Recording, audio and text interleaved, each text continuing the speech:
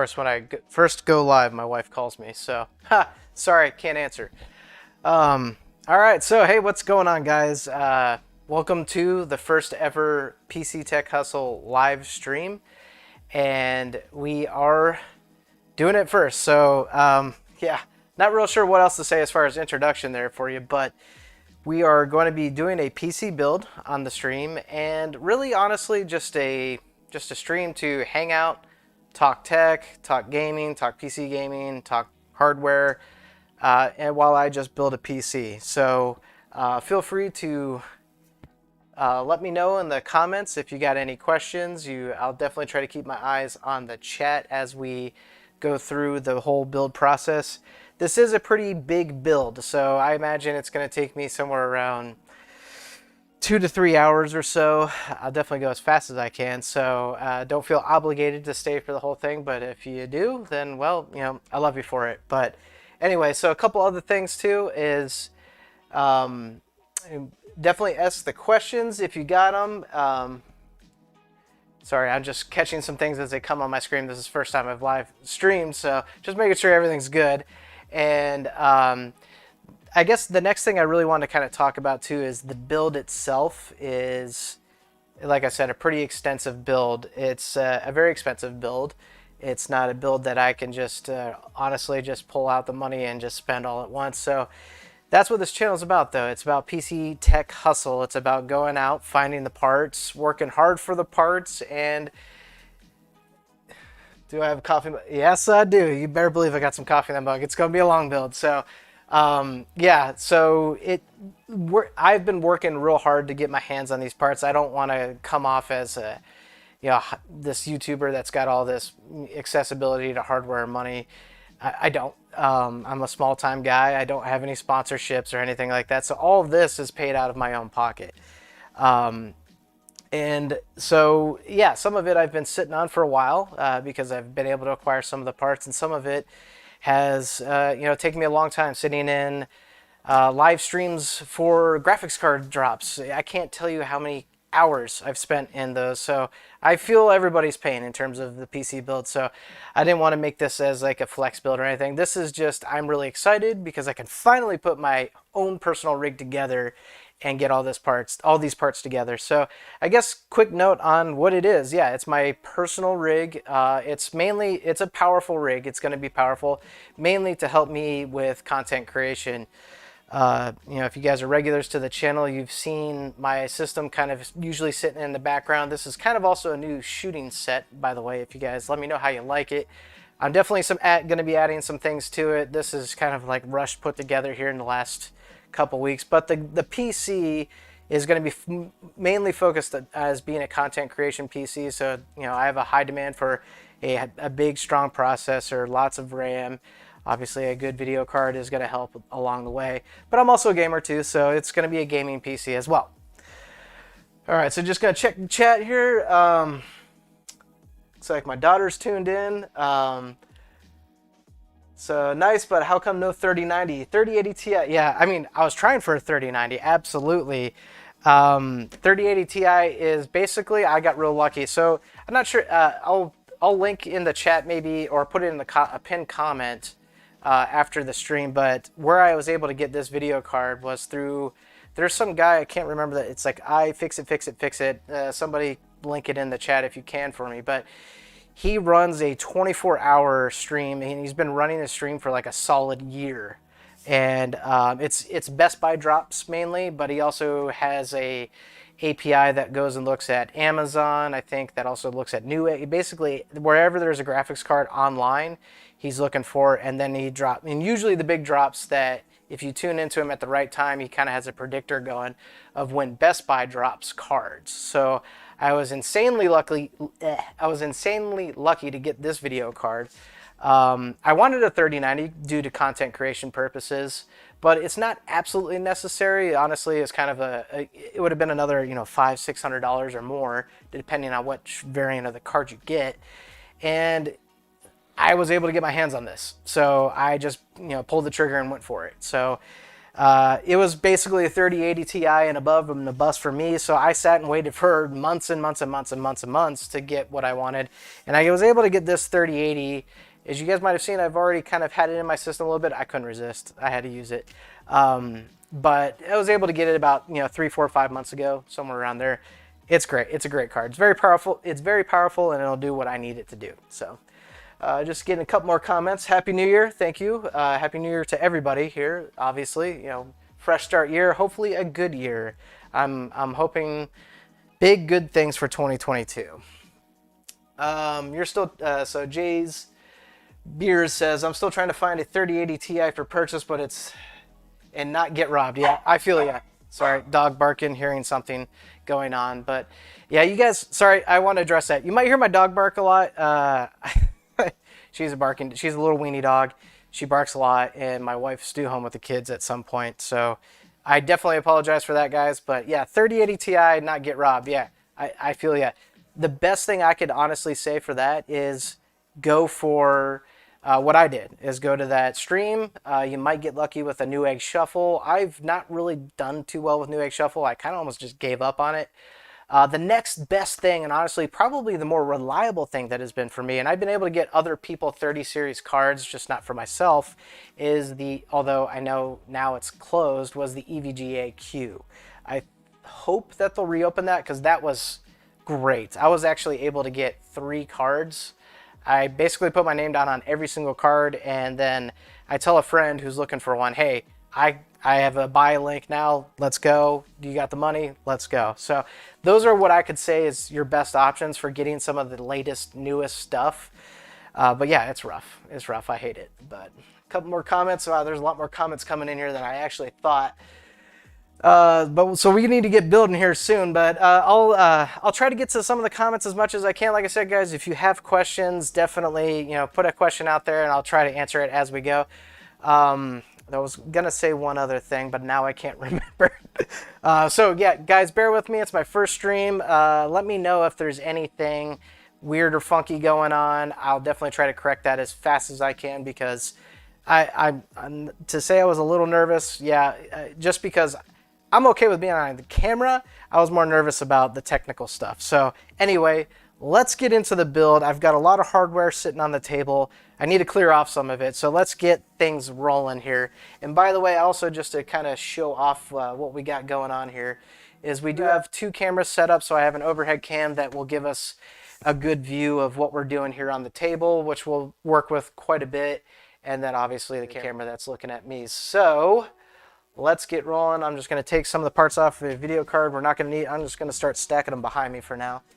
A lot of this stuff we're not going to need for a while, but this is kind of my dream PC build too, guys. So I waited a long time. I parted it together. It took me a long time because I kind of wanted it to, this is honestly, I've been building PCs since I was a teenager, a young teenager, and this is probably what I could say the first time I ever built a PC that has some of the highest relevant parts available because I've never been able to afford it. And even still doing this, it took me a long time to put it together. So anywho, all right, we're gonna need motherboard first. I am just gonna move some of this other stuff down below. One thing you can't really see right now is my case, which we'll get to in a little bit. It's giant, like sitting on this table, it's like this high.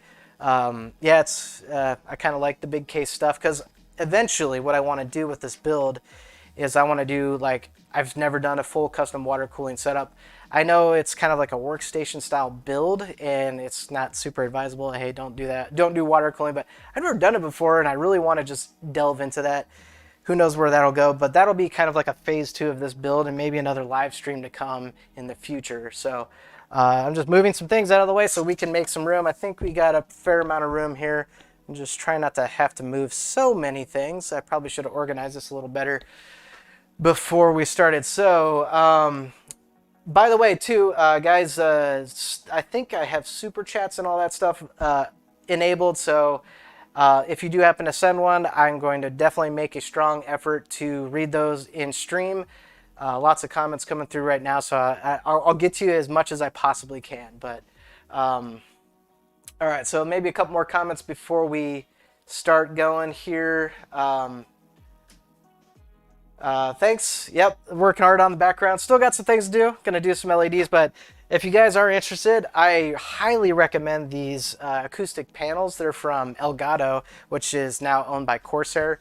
I was blown away just by. I mean, this is like one pack for $100. You get 6 of these, and they're acoustic sound treatment. There, I could hear some reverb. I can still hear it. I mean, this room still needs to be fully treated. It is still open to the rest of my house, but I did some testing today just with these. Unbelievable, like the difference. So I can't wait to get more of it up and to really like hone in on a good studio sound. So, all right. So maybe a couple more comments. Let's see. Jay's Beer says, I bought a 6800 XT for 1300, but AMG drivers were pure garbage. Dude, I totally feel you. And I love AMD for their CPUs, but I've had bad experiences with AMD in some areas. Usually it always ends up being like their high tier, like latest model generation that I swear it takes like 2 years for it to like really just iron into gold. Because I love like the RX series, like RX 580, 570, even though they're like impossible to get your hands on right now.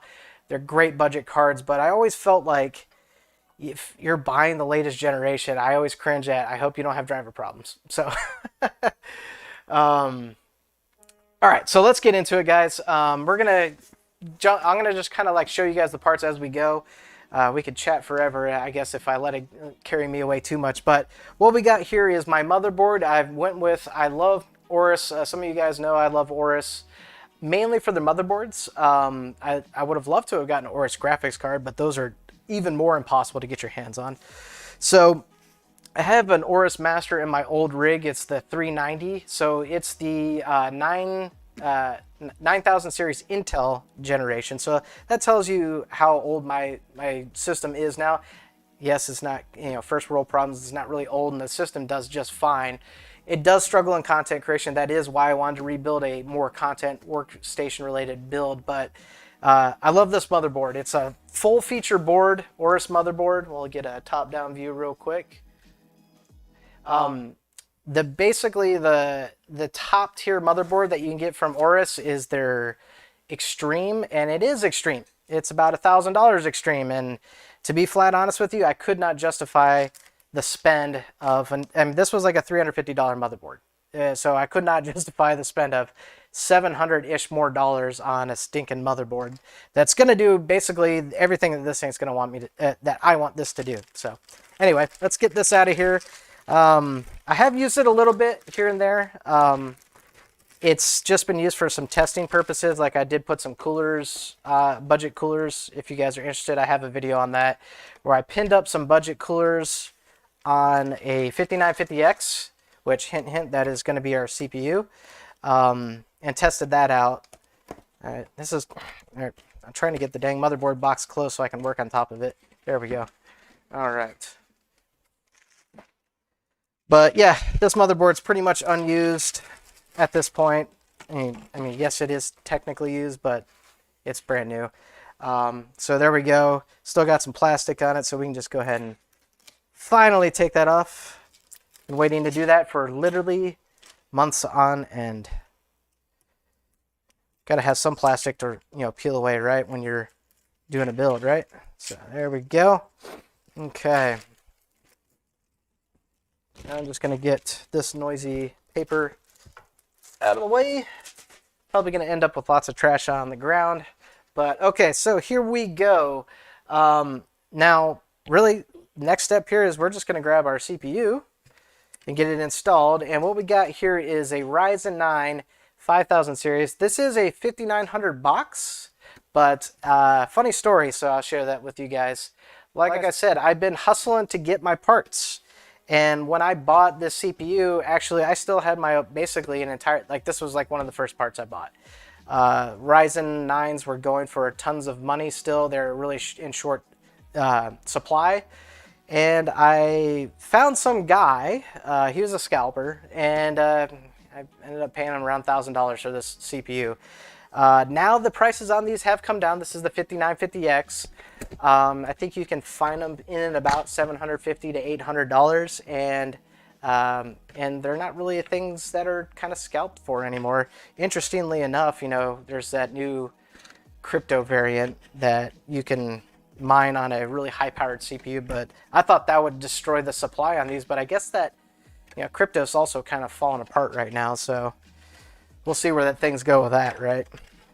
All right, so we're getting our, now we'll put it up here on screen. I'll show you guys so we can see this is a, I don't know if you can see that, 5950X. So, all right, take a quick look at the comment section here before we get into the next step. All right, so we got, it's 2 a.m. for me in the UK, but good luck. Thanks, man. Appreciate it. And thanks for tuning in at 2 a.m., man. You must have been sipping on your coffee. Looks like I got some of my work buddies joining in on the chat. Hey, guys, what's going on? Thanks for wasting your Friday with me. Yes, actually, this motherboard does have Bluetooth. Yeah, I guess we could talk about a few features of the motherboard real quick since there's some questions on it. Shout out to my wife who is in the chat right now and showing me some love. So, hey, babe, how's it going? Thank you. So let's take a look at the. Oops, I realized that was. I'm getting used to the scene changes, guys. Sorry about that. So the motherboard, there was a question about Bluetooth. So this is a full-featured motherboard. It's got Wi-Fi 6 on here, which is basically also enabled. The Wi-Fi 6 doesn't enable that feature, but it does have Bluetooth on it too. So it basically, you can connect all your Bluetooth things. 2.5 gigabit Ethernet, USB-C. Basically, yeah, I mean, it's got the difference with the Extreme board, you can get 10 gig Ethernet. I don't need 10 gig Ethernet, even though funny, I am actually a network engineer in my day job, but I don't have a need for 10 gig in my house, maybe not yet. I would have to do a lot of other upgrading of things to really make that worthwhile, and yeah, 2.5 is just fine. Other cool things about this board too is it's got a power on button on the board, which is really nice. Dual BIOS, so for overclocking, which I will experiment with at some point in time. We're just getting the system up and running. All right, so let's get this CPU installed. And I'm gonna just go over to my scenes here. And we're going to go to scene 2 to take a look closely at the motherboard installation. Let me know if that looks okay with you guys. I think I got that zoomed in well enough. But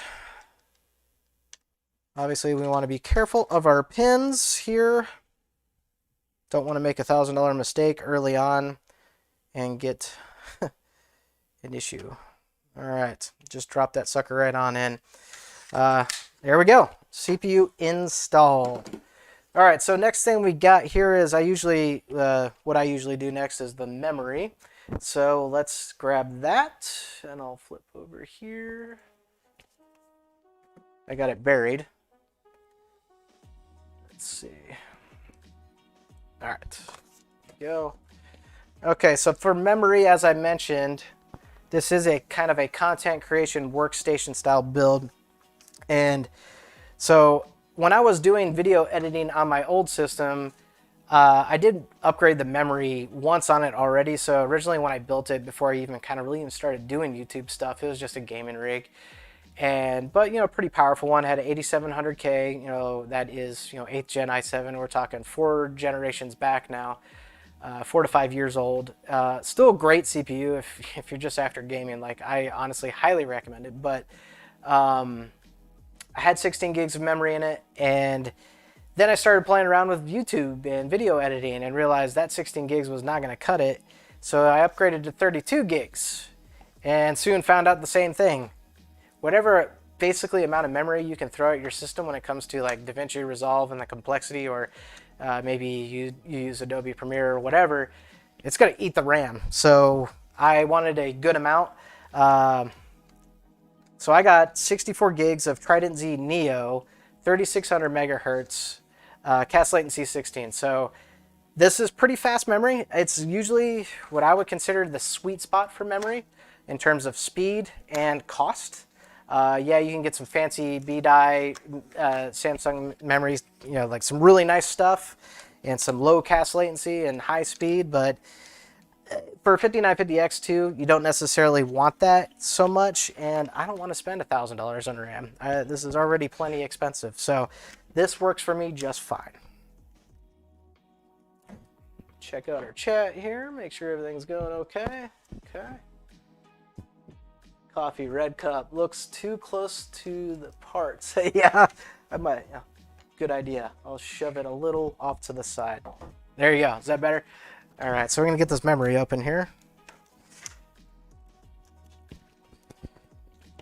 And honestly, this is kind of...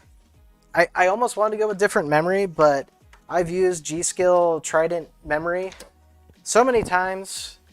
It's great memory. They make some of the best stuff. Ooh, I need a knife. I didn't realize this one was taped down still. Give me 1 second, guys. Need to take my mic off for a second. 1 second.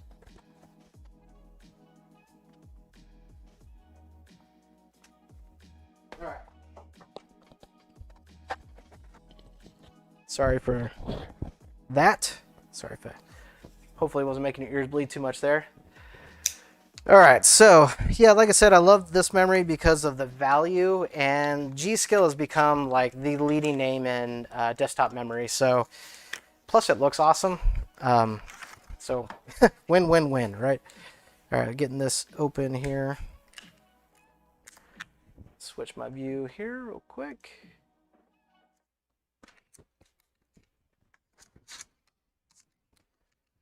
Okay. All right. Memory is unboxed, and let's get this all in there. So open all of our retention arms on the memory. All 4 are open, and get our tabs aligned. They should go in the right way. Okay. Check out our chat while we're doing this.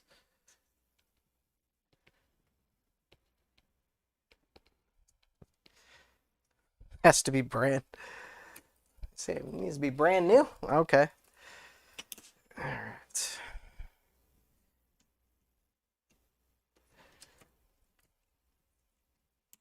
Three and all 60. Well, I seem to always do this better when I'm just recording myself. All right, so we heard 2 distinctive clicks on each memory module as we installed them. Now we've got 64 gigs of memory installed on the motherboard. So next thing I'm going to do here is I'm going to get my storage installed. Let me switch my scene real quick. I'll get better at that, I promise. So as I mentioned, we're going to switch to the... we're going to install our storage next. And I got some things to discuss with that, since this is a content creation PC. It isn't just a normal old gaming PC. So we got some storage, a lot of it. So I yanked my 970 Pro. This was my original boot drive on my old system. It's a 512 gig drive. I'm going to reprovision it on this system as just simply a scratch drive for dumping my video files that I take off my camera. And then we've got 2. So this basically, the 970 Pro used to be kind of like the bee's knees drive for PCIe Gen 3. This will work fine as just that kind of scratch drive. But for the PCIe Gen 4 drives, which obviously are much faster drives by more than double, and we've got double the capacity on these as well. So we got 2 1 terabyte 980 Pros. One's going to be the boot drive. One's going to be my video editing cache drive that the video editing software will call on and run tasks through. So having some fast memory or fast storage specifically for the video editing function is really what I was after. But we've also got 3 M.2 modules that we can install the storage into. So we're going to take full advantage of that and fully populate this motherboard. Okay, so we're going to go to the overhead view and start installing these. We'll go with one of the 980 Pros. And we need to get this off of motherboard. This is just the heat sink. Get that unscrewed for the first one.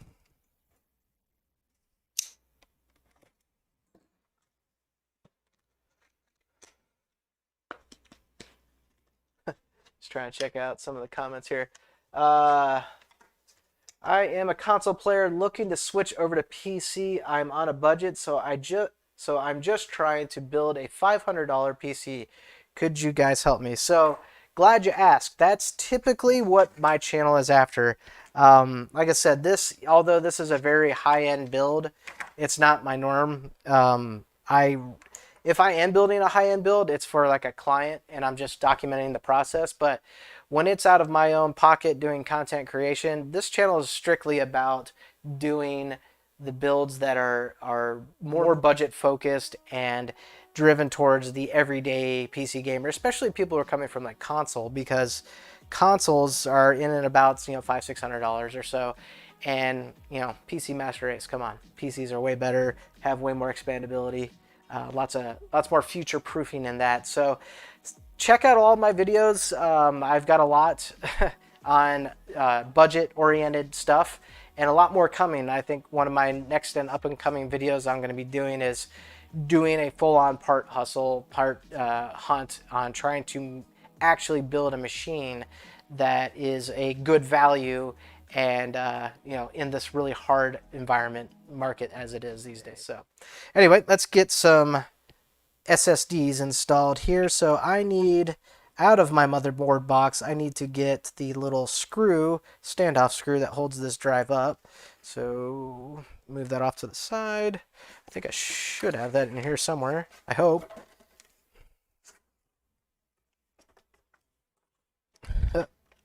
Come on. Could have sworn I didn't touch anything else here.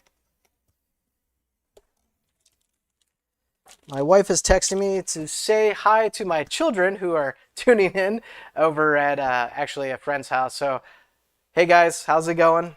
Thanks for tuning in. So just say hello to them. And there we go. All right, we found the screws that we need. Actually, let's get the rest of the stuff out of here. Wi-Fi, I'm not really going to use the Wi-Fi antenna, although Oris does come with some big beefy Wi-Fi antennas. That's pretty sweet. I need this. This is a gigabyte little module piece of thing to connect your front panel connections into. And then I think, I'll need one SATA cable. I think the rest of this stuff I'm not going to worry about for now. Yeah. Here's some more standoff stuff just for the M.2s possibly that I might need. Maybe some cable ties. Okay, so we'll get all that back in there. Now, of course, now I can't get it to sit down properly. Jeez.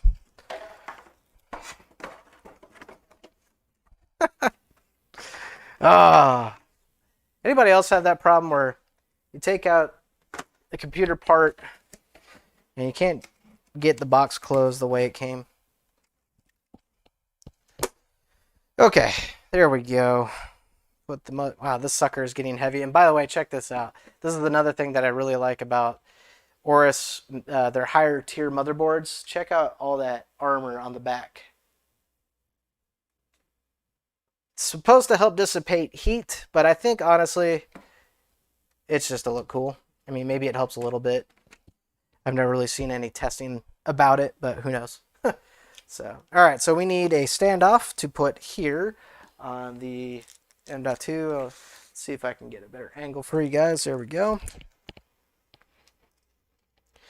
And this needs to go, okay, right here. Yep, the 2080. Just put it in the 80 hole. And then get this guy installed. Okay. Now we need the little tiny, tiny screw that it comes with. It's very tiny. Extremely tiny. Don't lose these screws, guys. Though they're very replaceable. if you happen to not have one or lose one, I think you can go on Amazon. I know I've bought them before on Amazon and eBay. You're probably paying a lot of money, really, honestly, for what they are. They probably cost like not even a penny. Gosh, there we go. But I think if you go on Amazon or eBay, you might spend like a couple bucks or something like that. All right. This is the different sized screw, a little smaller screw head I'm using on my iFixit screwdriver to get that guy in. All right, so that's one M.2 installed. Let's pull the protective plastic on where we have the heatsink thermal pad for the drive, because these do get warm. And get that into slot. There we go. Drop that down. Screw down the first one. Okie doke. All right, check out our chat real quick.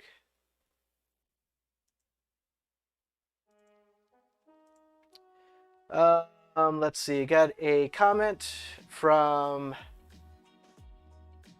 Electric Ideas. Do people still wear an anti-static bands or anti-static mat to build PCs? I mean, yeah, sure. Some people do. I don't really. You'd be amazed how much static modern components can take. I think LTT, Jay's 2 Cents, they've done videos on that stuff. I remember one video that it's hilarious, by the way, if you guys ever get a chance to check it out on LTT. He gets Electro Boom, who is a YouTuber as well, who's electrical engineer, electricity fanatic. He's a nut. But they deliberately try to fry components with not just static, but I mean, it technically is static, I guess, what they were doing, but very strong electrical currents. And you'd be surprised. Like, it used to be a thing more back in the day when components were so much more sensitive, but there's so many protections built onto these components nowadays that they really can take a beating as far as static electricity. So, I mean, would I always advise to use one? Sure. Do I personally use one? Not really. I just don't really see the need because I know what I'm doing, and I know I'm not building on carpet. I'm building on a wooden table, which is, you know, insulated from static shock. I'm standing on a wooden floor. I'm actually wearing shoes. So, I mean, really, there's a very low chance to anything really going wrong. I'm not going to say never, though. Sorry, there's my dog. Like I said, you'll be hearing her bark. She loves to do that, especially when I'm on conference calls for work. I love it when she does that. All right.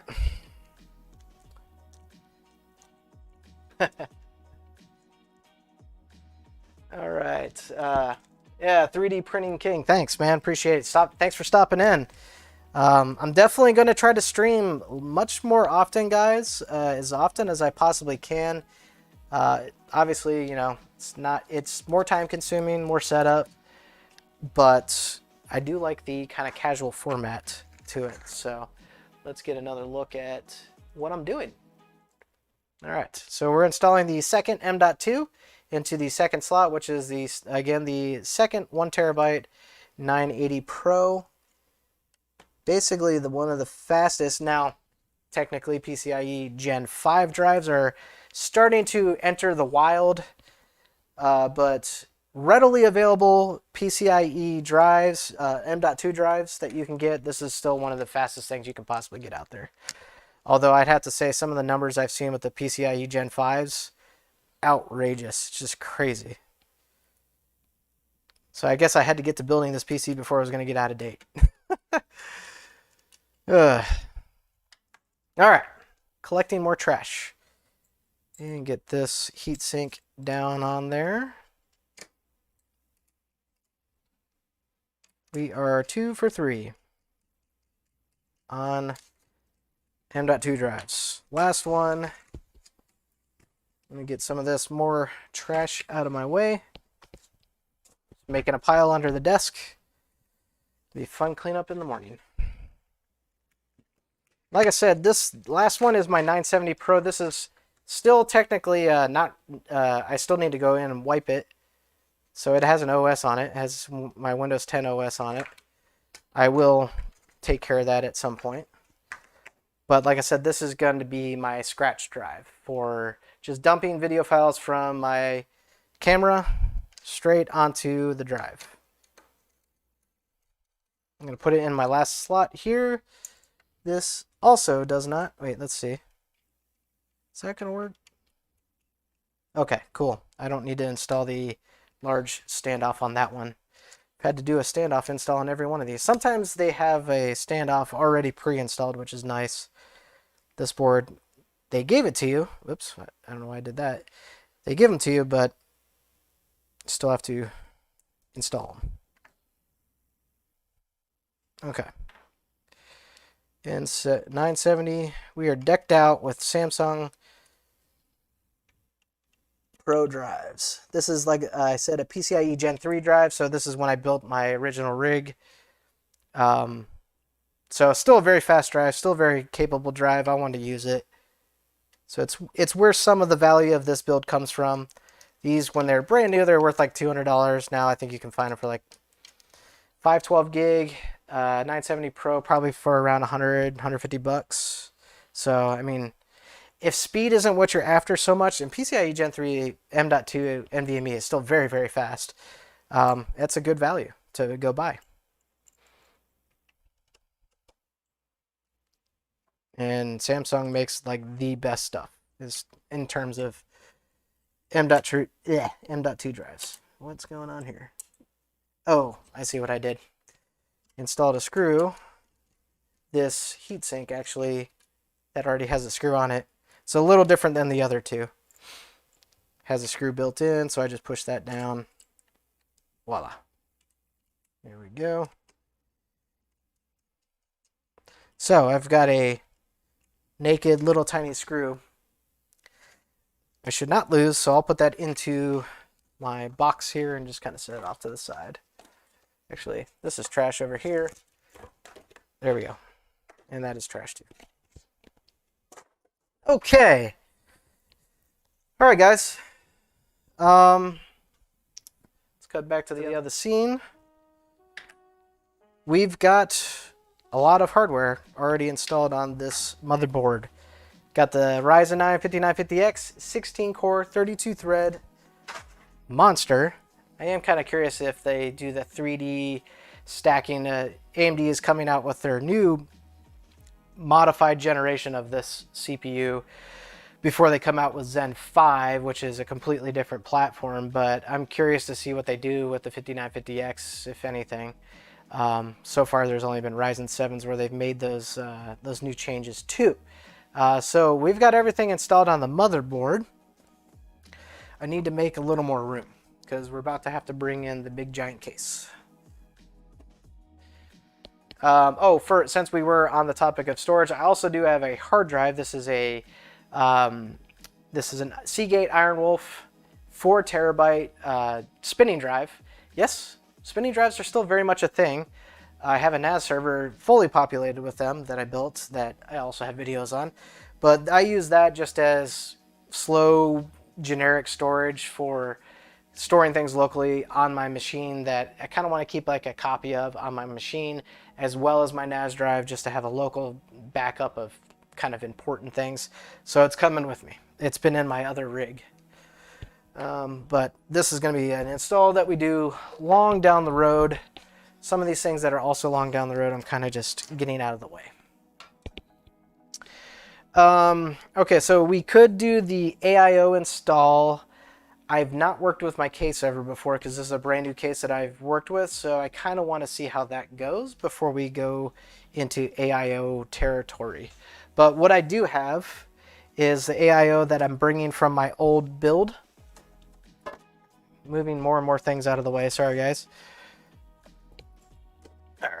It's a Corsair H150i Pro. This is actually like their first, I believe their first RGB 360 generation in the Hydro series, the H series, I guess. I don't know the full history, but it's like 4 years old, still running just fine. I kind of almost wanted to go get a new AIO just because this one is older. Yeah, the pump's probably starting to show some age, though I haven't seen any problems as far as temperatures go. Um, so, like I said, I'm going to be doing a full water cooling custom setup, probably several months from now, to be flat honest, like, because that's going to be another big investment in time and research and blah, blah, blah. So I was like, you know what? It doesn't make any sense to just keep adding cost to this build. I'm going to take that with me. So I think that was like it's actually a Christmas present from my wife, who maybe tuned in still, I don't know, possibly, got for me several years ago, 3 to 4 years ago or so, and still run just fine. So let's check out our chat before we delve into the big things here.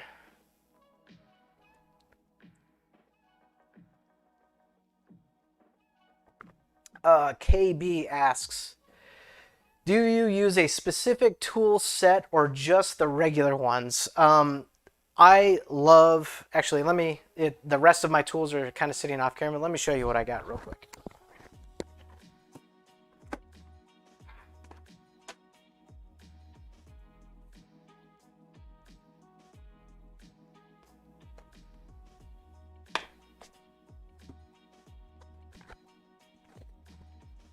Okay. So for tools, I kind of did earlier mention I had an iFixit screwdriver. That's what I love to use. So not going to try to make this all about iFixit, but iFixit makes some awesome stuff. Got this also as a Christmas gift, I think a couple years ago, but basically just let me get that kind of close for you guys so you can take a look at it. But it's just an array of different screw bit heads, and they're all magnetic, which is really nice. These things this whole kit costs like, I think, somewhere around 30, 40 bucks maybe. They make different versions of it. I've kind of been wanting to get like the bigger screwdriver. This is pretty small. I like it for a lot of the things I do with PCs, but what has become my favorite screwdriver now is this guy. You guys might see a lot of YouTubers use this. And the reason why they use it is because of this, if you can see. It's the Be Quiet branded screwdriver. Now what that is it's a screwdriver that comes with the Be Quiet Dark Rock Pro cooler, the big giant cooler, the like Noctua competitor. And it's got this design where you can't get an ordinary screwdriver into the cooler to actually fasten it down to the socket. So they got this screwdriver, you can see that it's super long, and it's got this, short little stubby handle end. But this sucker is awesome. Once I used it on that cooler install, I was like, man, I love the screwdriver, and it works perfect for motherboard screws, hard drive screws, power supply, everything. And the magneticity, the magnet strength, I don't know, whatever, is really strong on it, and it could pick up a lot stronger than at least just the smaller iFixit screwdriver. So I use both. It's basically what I use. But building PCs is like, this is all you need, pretty much. It's very rare you'll need anything other than a Phillips head screwdriver, maybe a flathead for very rare instances. But I've built countless PCs, and I can say I can't even remember when the last time I used something else other than that kind of screwdriver. All right, let's see here. Hey, there he is, the neck guy. I was wondering if you're going to show up, bud. Thanks for tuning in. So one of my content creation buddies, the neck guy. We've also done a collaboration with him, Pinky Tech, and a couple other guys. Sorry, I'm butchering your name, man. I feel really bad. I'm sorry. But we did a kind of a series of kind of a little collaboration video on different things to get for your PC while you wait on the elusive graphics card that never shows up. So, or you can never get your hands on. I shouldn't have said never shows up, but never can't get your hands on. Yeah, but anyway, check out his channel, the Net Guy, and those other guys. Great channels they're up and coming YouTubers in and about the size of my channel. We kind of got a little tech family thing going on. awesome stuff, and those guys make some great videos. So, all right, so we've got the motherboard, like I said, fully populated. I want to just drop it into the case and see what we're looking at in terms of getting the AIO installed, which would be the next thing to do. But I need to make some space because, like I said, this case is gigantic. Go big or go home. I guess that's what I'm aiming for here. I hope I got enough space. All right, let me go get that real quick. It's off camera.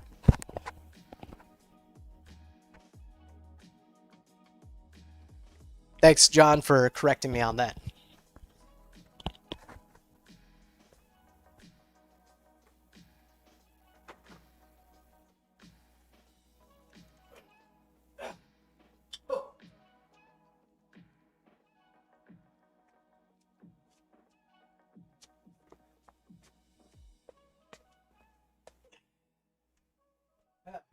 You guys see me?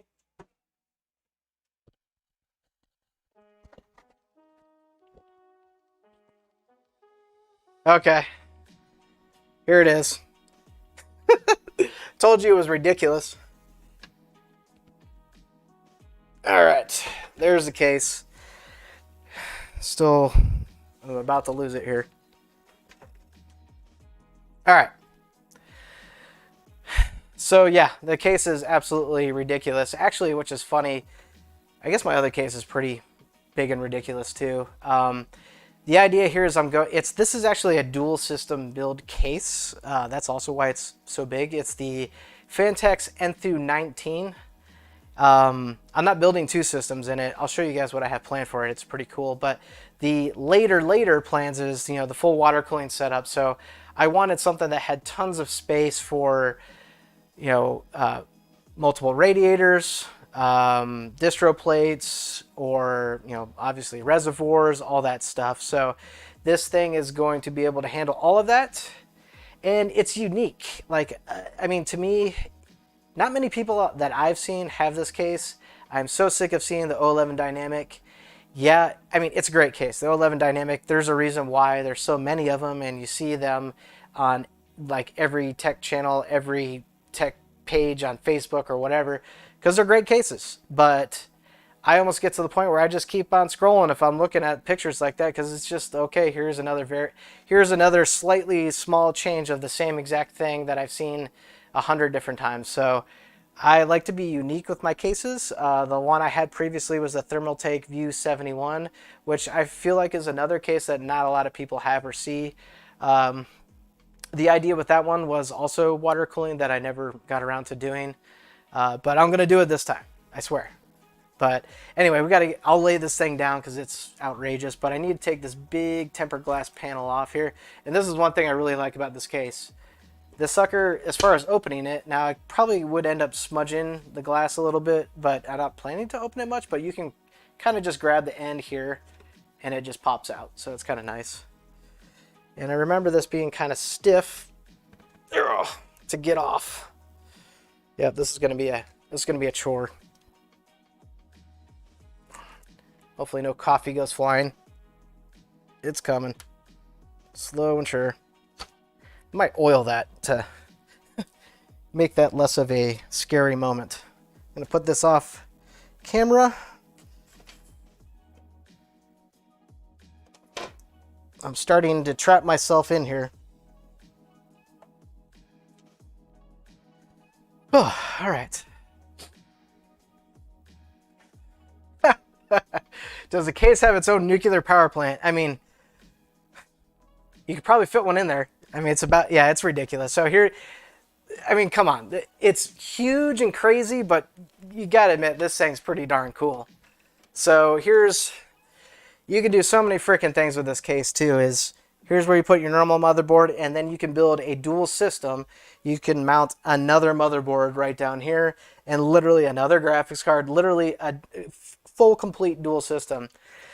Where that's viable, not for my case really, pun intended, but for people that like to build like little mini NAS systems inside. This case actually comes with tons of hard drive support too, so if you're after more of a server style build, you can populate it with just a giant amount of hard drives, like physical, spinning hard drives that we had on camera earlier. But that's not what we're after. This is more of an enthusiast power build where I'm going to be stuffing it full of water cooling parts and all that stuff later. But another really cool feature about this is the side. Ugh, this case is ridiculous. Side intake area here. If you want to mount like a radiator inside and then be pulling air straight through the side, kind of very cool. That's probably where I'll be mounting a radiator in time, but this is enough to fit 4 120 millimeter fans, so massive. And actually the front is also capable of 4 120 millimeter fans. The top can fit 3, back obviously just 1. But this case is very well thought out and engineered. It's not cheap either. It's like a $250 case. But it's definitely one of the kind of more, guys can't even see me, top tier cases for Fantex that they produce. Their competition for this case was the O11 XL. So XL is the O11 Dynamic, but the big one, the big version of it. I think this one's still just a fair bit larger. It's just a little taller and more narrow versus the O11 Dynamic, which is more of like it's like a cube almost, but here we go. So, I didn't show it earlier, but also what's really cool, it was kind of a phase for a little while with this case, but where these SSD drive mounts are, there's a window that shows them off. A lot of people, it was kind of a craze, and I always thought it was kind of just stupid. RGB SSDs, so people would mount those there, and then you have your little window you can show it off. But I mean, who's looking at the back of your PC? Like, this is the back side that's going to go up against my wall, and I'm actually not even using 2.5-inch SSDs at all in this build, so whatever. It's neat, but I'm not going to use it for that purpose. Anyway, I think what I'll do is I'll take this top panel off too, so I can get ready to work with the AIO. And I think it's just thumb screws and then pull it back. All right. Couple more people entering the chat. Link to the case is in the description. Trying to copy, but I'm on mobile. Oh, sorry, man. Yeah, by the way, guys, I did try to kind of make it so you can actually see me.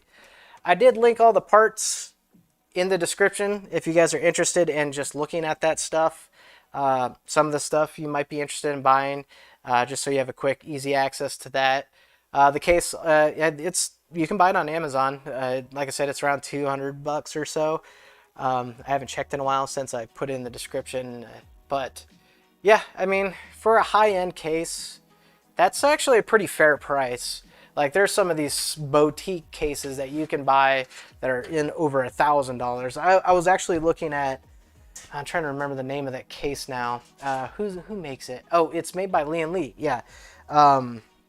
It's that crazy case that JS2Sense had, where it almost looks like sculpted steel. It's very, I mean, you can see why it costs $1,000, but I couldn't find that case. I'm trying to remember what the name of that case is. If anybody knows, put it in the chat. But that case was really cool. It really had my eye. But I was like, I'm not spending $1,000 on a case. That's insane. I mean, this build is considerably, for the norm, I guess, everyday PC user, is well over the top. But I didn't want to make it just completely outrageously insane. So I too have to pay bills. So yeah. All right, so a couple more things in the chat before we get to motherboard install here. Oh my god, that's hilarious. Hope the build doesn't go beyond NAM green zone. Is that one of my buddies from my old job? Oh man, that's hilarious. That's an inside joke from an old job. That's funny. All right, so Shrek says, I have been experiencing low FPS with my 3080, but I also have a Ryzen 7 3700X with 16 gigs 3600 any idea why I'm not getting more FPS. Um, that's a heck of a GPU for a 3700X. Not saying that, I mean, it's that CPU is you might be bottlenecking a little bit, to be flat honest. Though that's a Core 16 thread CPU, that's still quite a hell of a CPU. Though I don't know what games you're playing there, so hard to say exactly. You know, not sure what your settings are. There's so many things that can contribute to FPS and what's going on there. But anyway, okay. Not sure really. It looks like we got some spam in the chat. All right, so let's get this sucker installed. Let's get an overhead view. And by sucker, I mean the motherboard. So most good cases also come with pre-installed standoffs, which we got here. And we're just going to drop the motherboard in. I'm realizing I need maybe a little bit more light pointed in this direction. So I'm going to kind of angle that a little better. There we go. Now you guys can see what I'm doing a little better. Okay. So also with the motherboard, the master has a already pre-installed built-in IO shield, so you don't have to worry about that part, which I like. And you can just line it up and send it. Okay. Just get everything lined up. I think there's a central peg right here that it'll sit on. Yep. All right, we're good there. Oh, I need the hardware. Now check this out. This is when you know you got kind of a premium level case. When the hardware for the case comes in a box like this. But here's another indication. This is just some accessories for the case, but here's when you really know you got a high-end case and a premium case, is the manual is written in color. I mean, look at that. That's really nice. I mean, for $200, honestly, I don't know how Fantex made money off this. There are some shortcuts. I know of the metal in some areas is a little thin, but man, this is really nice. Very nice. So hopefully I won't need to use that too much. I may not. We'll see. But I know where the screws are because I was messing with it before. Try to get that out of here. These are hard drive cages that, like I said, if you want to, oh, there it is. If you want to max this sucker out more like just a big badass server, then you can do that. We're not going to be using these hard drive cages, but tucked inside one of them is another little premium feel to a case that I like to point out. Like I said, your case is premium when it comes with these features like a sorted screw kit for the case. So most of them just come with a plastic bag that you rip open, and as you rip them open, the screws go flying. So very nice touch. I like to see that. That's pretty cool. I don't think we'll need much more else. Like I said, I'll keep the manual out just in case I need it. The rest of that is like hard drives cages that I won't need. So get that out of the way. All right, so we need screws to get the motherboard mounted down. We need 1, 2, 3, 4, 5, 6. We need 9. It's typically 9 with an ATX motherboard. Sometimes this middle peg won't require a screw, but 8 at the minimum, 9 at the max. All right, so we're just this is going to be a boring part of the stream, I guess, here, but we're just screwing the motherboard in. Get all 9 of those screws in, and I'll just check on our chat while we're doing so. Better check your electricity bill before powering up. Could be the next blackout. You guys are funny. Yeah, this isn't a slouch machine for sure. So it has an 850 watt power supply. To be flat honest, that's not outrageously crazy in terms of wattage for super high-end builds. Like you can get up to 1200, 1300 watt power supplies. Actually, we hadn't gotten to that part yet, but that is the same power supply that I pulled from my previous rig, which is a very good power supply. 10-year warranty, EVGA, 850 watt, 80 plus gold power supply. I can't see that one over there. That's going to be fun. So yeah, it's a very good power supply. There's no need to get rid of it. So that is also where some of the value of this PC is coming from, is some previous parts, like I mentioned. A couple other things here. Let's see. KB says, surprised you didn't get a Kraken instead. Hard to beat. I know, right? Trust me. I was going back and forth on getting a new AIO just because I wanted that little screen. But I got a little treat for you guys. I want to show you something that I think you guys, if you stay to the end here, or near the end, actually, it will probably be not the end at all. It'll probably be one of the next things I do. Is I got a little something for the AIO to spice up its old life, since it is a 4-year-old AIO and it's just got a basic little RGB ring and it doesn't have any kind of crazy GIF screen or anything like that. Because trust me, I almost spent the extra $250 on that and then I just couldn't. Because I'm like, why? Why do I need to do that? I have a perfectly functioning AIO as it is, and I know I'm going to not have it for, not too much longer. So I got one screw I can't see or reach. It's way over here. You guys can probably see it better than me. I'm going to just have to pull the PC more back towards me. I could lower my desk, which I might end up doing. There we go. That should be 9. I'm going to count them as I screw this last one in. 1, 2, 3, 4, 5, 6, 7, 8, 9. Yep. Good to go. All right. We're going to close the... Now, like I said, I'm using this awesome Be Quiet screwdriver. Love it. Especially for this. Look at it. I mean, I would have had a little bit more of a reach if I was using the iFixit kit. I mean, not too bad. I mean, I'm making a bad situation out of something that isn't. But anyway, I'm going to keep that thing laid out. I think. I'm trying to figure out what exactly I'm doing here. I'm trying to find space because the case is insane. All right. I'm going to shove it off to the side, I think, and show you guys what I was talking about. There goes my dog again. Again, apologies for that. Hopefully some of the sound suppression gets rid of that. All right. Let's switch scenes here before we go into the next step.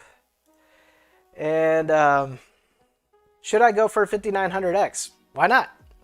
If you got the money and you want 12 cores, 24 threads, and one of the most powerful CPUs that has been built in recent year, why not? It's a badass PC, or a badass CPU.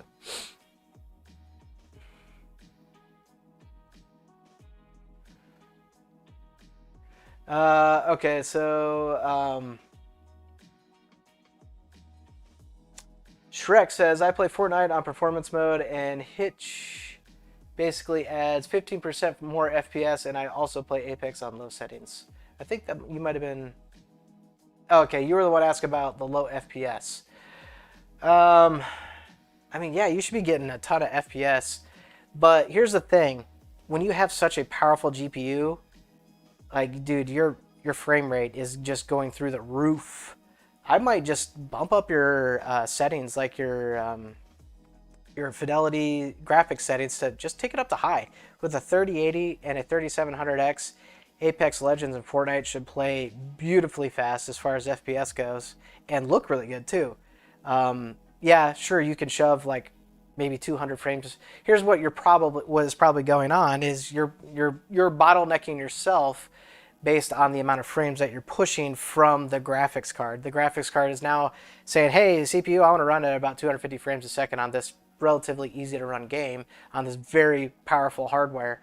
Your CPU is just struggling to keep up. You might see some FPS gains if you do nothing and just change it to like a 50 or 5800X, the newest generation Ryzen 7. But honestly, man, I just bump up your settings and just enjoy it for what it is. You won't have to spend any money.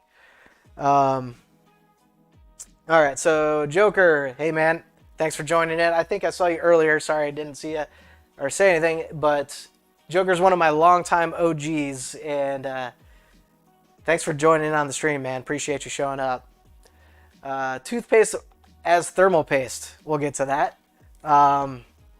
Why X570 and not B550? My main reason of that is I wanted full PCIe Gen 4 support on all of the attached PCIe connections. So where I would be plugging in the graphics card, I want to run full lane speed on my drives.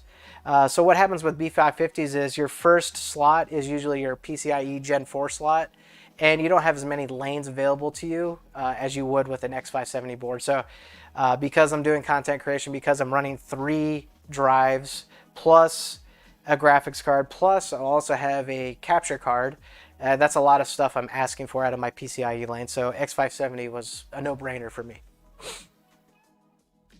Oh, the shirt. I was wondering if anybody's going to ask about the shirt. So this is a shirt from UFD Tech. Great YouTuber guy. He's got a big channel. I've been watching him for a long time. Super great guy. And he's got some pretty cool merch. I bought this a little while back to kind of help support him and his family and his channel. He's got quite a story. So definitely check him out. Definitely is a really good guy, produces some excellent content. Dude, he puts out like a tech video every single day. I don't know how the guy keeps up with his life, the way his life is, and all of his tech YouTuber stuff. But anywho, AIO, right? So here we go. All right, so I just stuffed it back in my box. I am that type of person, and my wife will tell you. She loves how much I hoard all my PC part boxes. But here's the good reason why. So I can keep all my stuff together and reuse it. So this is another part, as I mentioned, the AIO I took off my own personal previous build. It's the one of the original series H150Is. I'm gonna pan that over here so you guys can see that a little better actually. And yeah, it's showing its age a little bit. The fins on the radiator are a little kind of beat up. But like I said, this sucker has been working just fine for me over the last 3 to 4 years, and I've had it running and cooling a tough situation. It's been on my 8700K. I like to overclock, as you guys probably see my previous content if you are a regular subscriber of the channel. But it's been running my i7 5700K overclocked at 5 gigahertz for the last 3+ years straight. No issues whatsoever. Like I said, I like to push the limit on my hardware. It's just the enthusiast level thing about me. So I know this should do, if it can cool a lot of voltage running to an i7 8700K, which is a pretty hot chip in itself on a pretty wild overclock. I think it should do just fine on this 5950X. All right, like I said, we're losing space here. Actually, maybe it might be better. Okay, yeah, we'll just do it. We'll just do it this way. So we've got the radiator, we've got the pump. Yeah, it doesn't look anything super special, but let me introduce to you guys how I'm breathing a little bit of interesting life into this AIO, since I didn't go with one of the new Kraken units from NZXT or Oris, or I mean there's so many other new ones doing the same kind of GIF type thing. So what do we have here? Check this out. You guys are gonna love this. Maybe I love it more, but look at that. Isn't that freaking sweet? Look at this. So this is what it's gonna do. It's a top replacement for my AIO, or the pump. So I got this from V1 Tech, actually a local company to my area, Dallas-Fort Worth, Texas area. And I mean, if you guys have been in the scene, I assume if you're tuning into this stream, you guys like PCs and builds and all that stuff. They're not new to the scene anymore. They do all this really cool stuff, and pump tops. They do GPU backplates. They're getting into all kinds of stuff. That is basically, this is just like I think just a piece of acrylic. They print my logo on it. Let's see, get a little closer there for you. And I'm basically just gonna pop off the Corsair top, hopefully, and not destroy something. I'm a little worried, to be flat honest. And get this guy on there, and it just be a little extra touch. And that's why I thought, for 20 bucks, that's about what this costs, I believe. I mean, that's cool, right? So anyway, let's work on getting that popped off and see if we can get that rolling here and not destroy something. So, all right, just check my chat real quick. Empty part boxes. We have 2 storage. Yep. All right, so I'm not the only one. Hopefully, my wife still is tuned in to the chat and sees that. See, you can't be a tech YouTuber unless you got a bunch of empty boxes because you never know when you're gonna need them. Joey G35 says this guy got me into building PCs. Awesome, man. I mean, I love to hear that. I want to. That is what my channel is all about, and that's why I also am about the budgets and the building budget PCs and all that stuff. Is, you know, I want it to be something that anybody can get into, and you know, obviously this build is crazy and wacky, but it's just for me. This, like I said, I'm gonna be doing lots more live streams. We're gonna do more of the budget stuff. We're gonna do more of the things that everybody can get into, and I want to help you guys along the way. So what I understand, I've watched a video on this. We need to pop off the top here. I guess it's just an adhesive underneath. The Corsair part is just an adhesive. And we basically just need to get like a flathead screwdriver underneath there and just slowly pry away at it. Or actually, I think my knife, I'm a little scared. Because actually the video I saw from V1 Tech was a guy doing just that. Okay, I can hear the adhesive. Let's see it here. Let's get it to a point where you guys can see it. Let me get the big crazy case out of the way. Boy, how am I going to do this? Oh God, it's getting heavier. Sorry if I'm causing lots of microphone noise by doing that. That case, I think fully loaded, without anything in it, with all the panels on, weighs like 30 pounds. After we're done with it, it's going to weigh probably close to 80. Yeah. So this is what we're supposed to do, if I understand it correctly. Yeah, I can feel it kind of lifting. Just really worried. Trying to also not puncture a tube. Because if I do that, all this was for nothing. Oh, man. And I'm not trying to... Jeez. Let me get flathead. I don't like that idea. I'm gonna tear it up. Let's see. I get like a real thin, maybe flathead. Come on, baby. Jeez. How did that guy get that off without tearing it up? Now, probably the better way to do this without tearing it up, which I am doing, is to heat it up a little bit with like a heat gun. But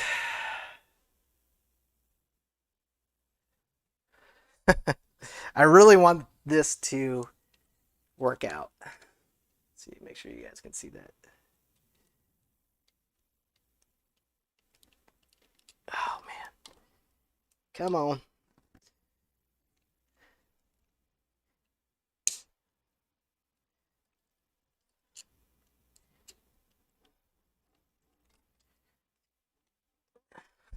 I don't know how this guy did that.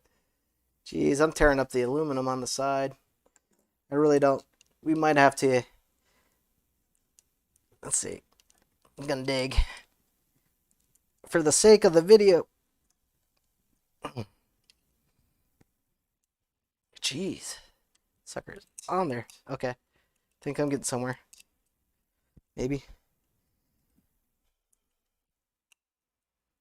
Jeez, I don't want it to look so awful after getting torn up by me. That's gonna look bad. Yeah, I might have to do it. So you guys can look that video up, see if I'm doing something wrong, but this guy just gets underneath it with a knife of all things too. Ooh, I'm gonna stab myself. Okay. I think we're gonna quit on that, guys. I gotta get this going though. I gotta get this going. Let me give it one more hack here. So now it looks like crap anyway.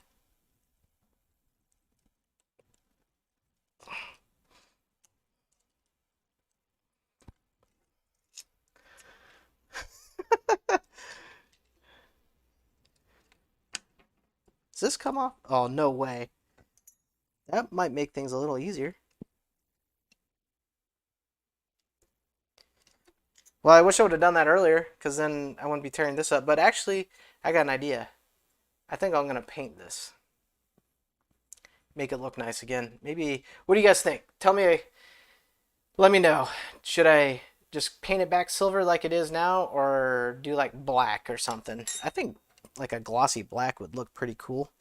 But now I think we can work this. Or so I thought. Make sure I don't damage my radiator fins. My goodness. This is definitely on there. So it almost... I wonder if this is all the same.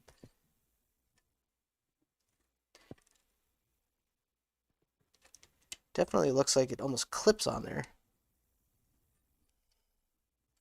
Not sure how that guy did that. Oh, no way. Yeah, there it goes. Oop, don't hurt yourself. Here we go. I think I was just doing it from a bad angle, or... Wow. Okay, we got it off, guys. Alright, I didn't kill that too bad. I might just keep it as is. Alright, now we got to make sure we got it orientated correctly. So I think how I'm going to be mounting is I'm going to run the tubes more towards the front. Yeah, let me just kind of swap the camera view there. So I think what I'll be doing is I'll be running, so it'll be kind of sitting like this in the PC, and the radiator mounted like that, kind of like how I had it before. I think that'll work just fine. So what they supply you with is just a couple little extra adhesive sticker things. I feel like I kind of tore that up more. I'm glad I didn't stab myself, as it was a close couple calls right there. Hey, the video showed a knife. No, just kidding. No. Just realizing how easy it was after the fact that I tore some things up. But basically just little stick-on, little adhesive stickers. I think, oh, shoot. These are these, oh no. No way. Dropped it on my... Apologies, guys. The wife is coming home. And the dog's gonna bark. Okay. So don't be a dummy like me. 2 times over now. Get this thing stuck on without dropping it. Because, wow, they are sticky. And the guy just applied it in the 4 corners of the pump top. Alright. Where is it? Ah. Oh, lovely. Well, just do it like this.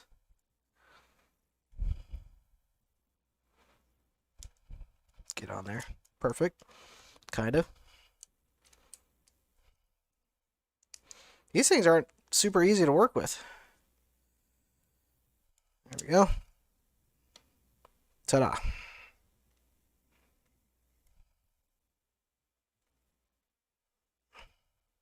Alright.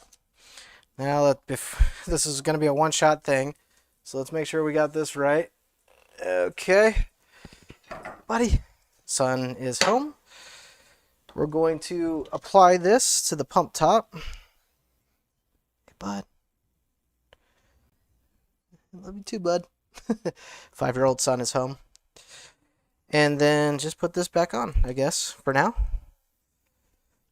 think that just popped on earlier.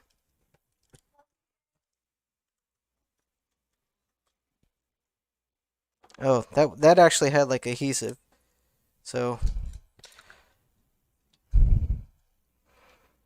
okay. That ain't gonna stay on anymore, unfortunately. Not sure Has like a little bit of adhesive, so I get some hot glue. That should be able to fix that, no problem. So we'll just get some hot glue and fix that. All right, so we didn't tear that up too much, and maybe now I will go and like kind of make that finish a little nicer with like some black paint or something. Okay.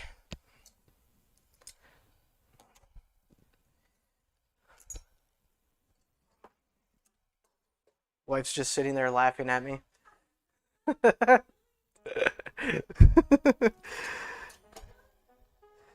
All right, so let's go with getting some fans on this guy, and we've got some new fans. I've been eyeballing the Lian Li fans for a while, and I didn't really like the old fan design. This is kind of a revised design. This is the AL120s, and they have this new kind of ring light that's on the side, as well as obviously the fan itself. The blades of the fan actually produce a lot more light refraction, so it looks, I think, a lot better than the first version. I think all it did was light up on the side. I didn't like that. Those fans looked really nice, but everybody's got those too, so I'm sure everybody will have these as well. But all right, so check out the chat real quick. I'm sure I'm getting blasted for my terrible job on the pump here.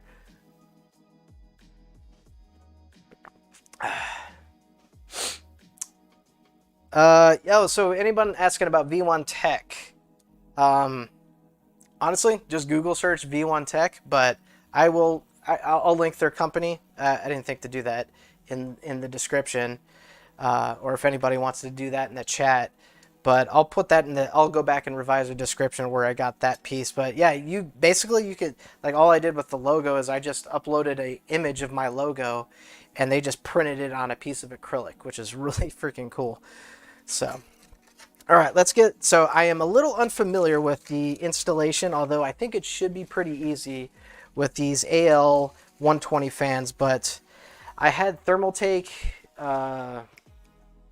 Ring Trio fans in the old system, and I love those fans, and I was really getting these fans. It was still very hard for me to go get these because I really like those Thermaltake fans. The only thing I don't like about them is they do have a somewhat of a cheap implementation, and they are really expensive. They're actually a lot more expensive than these, but they use Molex connectivity to their the RGB control boxes, and they can act a little finicky sometimes. I've had times where like the connectivity to the RGB to those fans, or some of the fans, will just randomly drop out. It didn't happen a ton of the time, but enough for me to say, all right, you know what? I kind of want to try something else. So, saw that Lian Li came out with a new variation of their RGB fan. But the coolest part about this fan, although I had to kind of figure it out, I know it's supposed to be simple, is they are the daisy chain fan. So they just snap together. Like that. Very simple.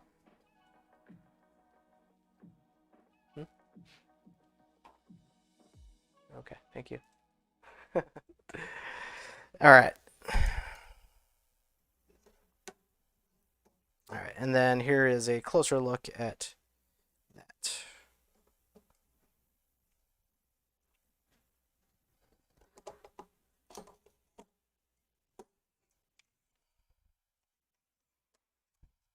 Well, I thought it was easy, guys. There we go. It's not that bad. Just have to figure out where it needs to go. Okay, all right, so now we've got 3 fans all nicely just attached to each other. So that makes mounting super easy because we just bring our AI over here. This should be the correct yep, that's the correct orientation. Drop those right on the radiator. And just got to match up the fans, or I'm sorry, the holes. Can't really see them, but we'll get that figured out here in a sec. But I've got my screws for the radiator. that I saved, so we can get those rolling. And we'll get to some comments and questions while we do this. All right. Let's see what we got here. Coolest part about the fan was that wait. Coolest part about the fan was that a pun. How was that a pun? Actually, no. Sorry, but now I see what you're saying. We'll just say it was. All right. So I think since they're all attached in one singular kind of unit, I hope I got this right. I hope, because I think what we're gonna have, because they come with this that you would attach to the side right here, and where I'm thinking is this should be right, and then this would run kind of northbound into my case behind the motherboard tray. So I think I'm good. Hopefully, it wouldn't be the first time I install all the fans on an AIO and then realize, oops, I got to redo it.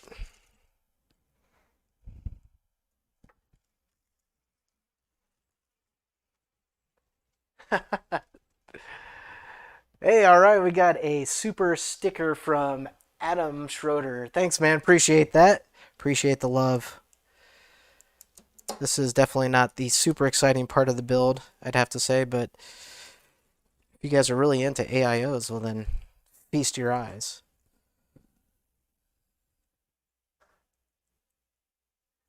I got a comment from the net guy. Does Mrs. PC Tech Hustle know how much this PC costs? Well, she does now. But I told her I didn't pay for it all at once. I saved my pennies. I saved all my allowance money so I could afford this. And really and truly, guys, it ain't a lie.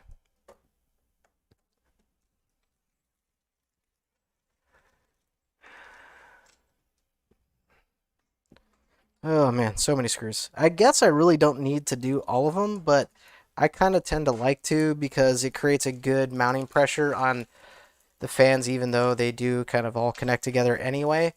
The best performing AIOs have a very little to no air gap in between the fans and air gap as it mounts to the radiator. So if you don't have good pressure on all points that you can apply pressure, then you could potentially, not to say that it is the worst thing in the world, I'm not going to go Gamers Nexus style on this and apply that much science, but you can, lose some performance capability of your radiator because some of the air is leaking around the fans, around the radiator, instead of getting pushed through the radiator, because that is the reason for the design, is to push across those fins where the fluid is running to cool the fluid down, to cool your CPU down. All right, this is where I wish I had a automatic little screwdriver, not a drill or anything like that, just one of those nice little ones. Ed from TechSource uses one. It's pretty cool. Sounds like a dentist drill. My teeth hurt every time I hear it. Okay. Get some of this stuff out of the way. Yeah, I'm gonna keep this for I might mount it somewhere. That's the battle that we went through, only to realize how simple it was to remove. That's life though, right? Gotta learn the hard way. Okay, so we've got a set of fans. I'm trying to just make room because we're going to put the case back up here. So you can switch our view real quick. Ta-da! It comes with a bunch of these extra connectors, depending on what you're going to need. This box is full of oh, you know what? It's probably all the screws. Yep, fan screws. Probably some controller. We'll definitely need that. More RGB stuff. We'll get all that sorted out much later. This video, if I were to sort through all the cable management stuff and all that stuff, it literally would go on forever. So we're just going to get a PC up and running with the core components of the build. I have much more work to do after off camera. All right. Here we go. Here we go. All right. Whew. Okay. I'm looking at this right now and I'm already, well, maybe potentially seeing a problem. So I'll show you guys. Let's get it on cam 2 here. Let me just rotate where you guys can see better. I think that's what's a good view here? Go this way. We're going this way with it for you guys. So what I'm seeing here is I might have an issue with my power connectivity to the CPU. If I drop in the AIO, I'm not going to be able to reach those plugs at all. So I'm going to have to probably run that first to make life much, much more simple. But the good thing about that is we have a power supply. Another good reason why a good modular power supply shows its value is you can disconnect all the cables you need. So what we're going to do is I'm going to disconnect my power connections for the CPU, plug them in on the motherboard side, and then run it here and then run it behind and then drop in the AIO. So I'd imagine if you're spending this kind of money on a PC build, you're probably not going to be buying a cheapo power supply either. Don't do it, in fact. Okay. So we got that. Get the power supply mess out of the way. Need to connect that side. All right. So this isn't so bad. Nah, I'm good. Wife's asking me a question. She wants to be my helper, Mrs. PC Tech Hustle. We'll come learn something. Actually, she's helped me do some PC builds.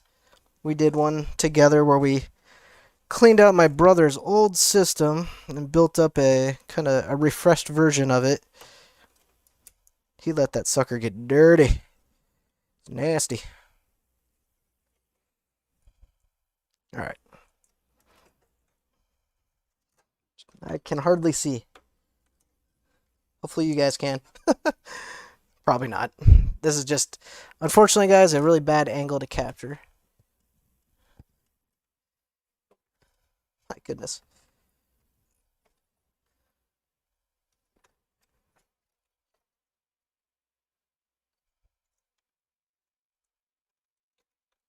The kids like their little shout out. My kids are watching like I'm some famous celebrity or something. Makes a dad feel good.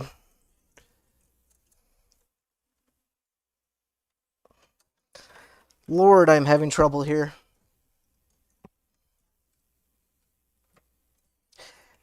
It's in two parts. That's the problem, is I try to get one side going and the other side pulls away. I don't have a lot of room to work with. So yeah, this would have been atrocious to deal with if I had the AIO already installed. Okay, so recap what we did here, guys. We ran the power cables first for the CPU. This is a pretty high-end motherboard. You don't necessarily need two 8-pin EPS. But for the extra power delivery, extra cleanliness of the power delivery, it, you know, I'd say if your CPU and if your PSU and your motherboard support it, why not do it? Give it some better clean power. Now what we're going to do is we're going to shove this back through the back side of the motherboard here. The motherboard tray. Sorry guys, here. I'll switch views here so you can see what the heck I'm doing.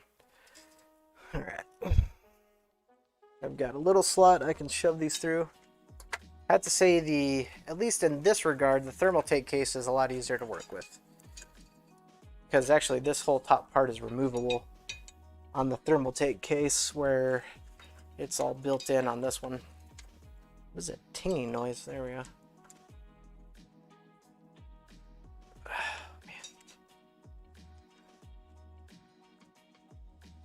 Holy moly, get.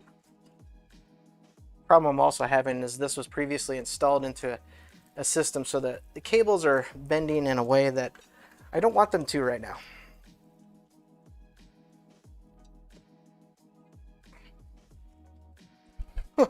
Okay, there's one. Just basically doing it by feel. I can't even really see it back here. Okay, there we go. Here we go. Sorry for the noise. I'm cringing too. Doesn't sound great. All right. Make sure that's good and fully seated, because we're not going to be able to touch it after we get that AIO in. That might be fun with custom water cooling. Huh. All right. Okay. So here's the idea. Oh no, guys. I think I mounted this wrong. Hold on. No, we're good. About to not be happy about that. This is where the AIO is going to go. So there is a little bit of a gap between the AIO and the motherboard. Not a ton. Okay, there we go. Yeah, no way. I wouldn't have ever been able to get my fingers in that. Okay, so now I need a bunch of screws to mount the top of the radiator. I actually have space here. Seeing it, I could do a push-pull. I do have the fans for it. I don't really feel like mounting them tonight. I might do that later on. I did actually have that set up in my previous rig setup.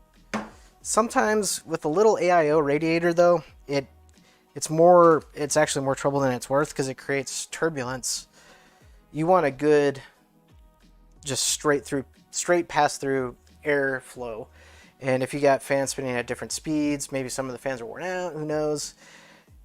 I'm probably not going to mount more fans just for the sake of it's cool, but it's not really doing anything. All right, I need more screws. I had them earlier with the AIO. Where'd they go? I think I put them in here. Oh, there they are. Okay. All right, check out the chat here. All right, let's see. Joker, you know you got me into Gigabyte.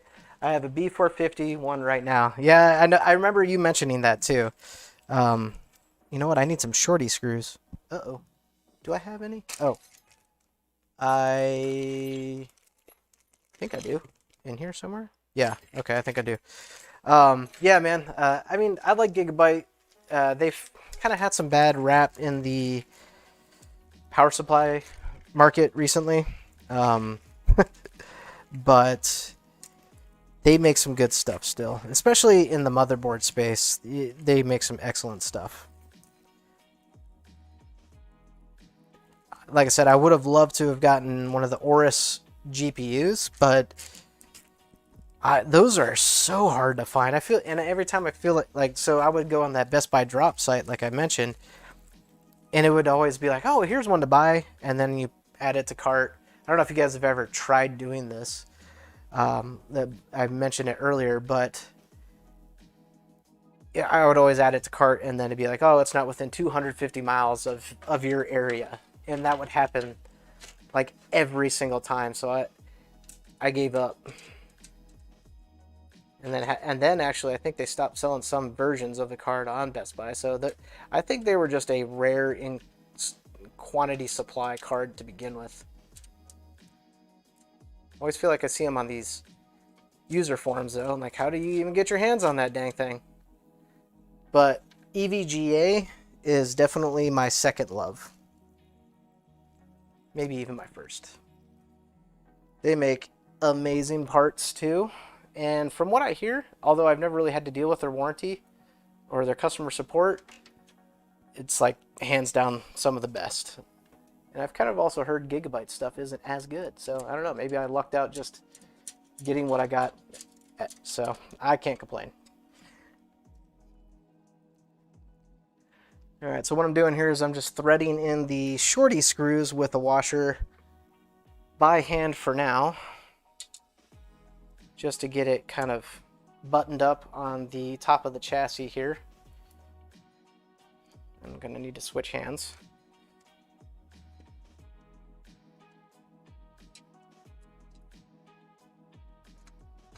There we go.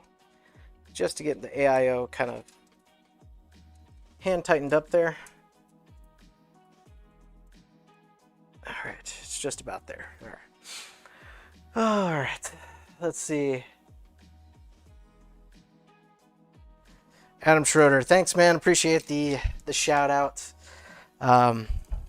Yep, I'm definitely trying to do the full YouTube experience, meaning I want to do more streams with you guys. Do some, this is fun. Like, I don't mind doing this on my Friday night, building some PCs.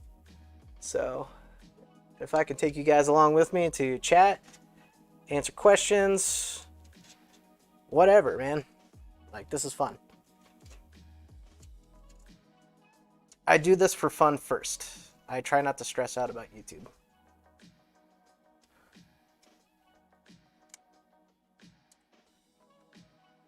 And we'll just tighten her up. Okay. I'm gonna run a few more in. Check out some more comments. Yeah. The case is definitely huge. It's not as heavy as you may think, because there are some flimsy metal areas, especially up here by the AIO. But I think I mentioned it earlier. It weighs in and around 30 pounds without anything in it. And it will be very heavy when I'm done. It'll be probably around anywhere between 60 and 80 pounds. The tempered glass panel that goes on the side is massive. And that's actually what really attributes to a lot of the weight. It's just hard to deal with because it's so big. And I'm trying to keep it on camera for you guys. Oh, we got a super chat from the net guy. Get in trouble.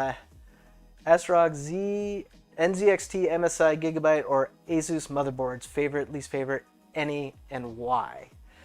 Okay. Yeah, you are trying to get me in trouble, aren't you? Okay. Man, honestly, I mean, I guess, my favorite motherboards to date and historically are EVGA motherboards, and I'm really, like, I almost ditched this master motherboard for one of the new EVGA motherboards. No lies. Like, all my previous, like, personal builds have been on EVGA boards prior to the ones you guys know that I've had recently. But Gigabyte is really coming to its own, especially under their Aorus brand, because that's like their higher tier, kind of more performance-oriented brand. And I've fallen in love with it. Like, they make that motherboard, it looks awesome. So yeah, definitely enjoy those two brands now. Probably my two favorites.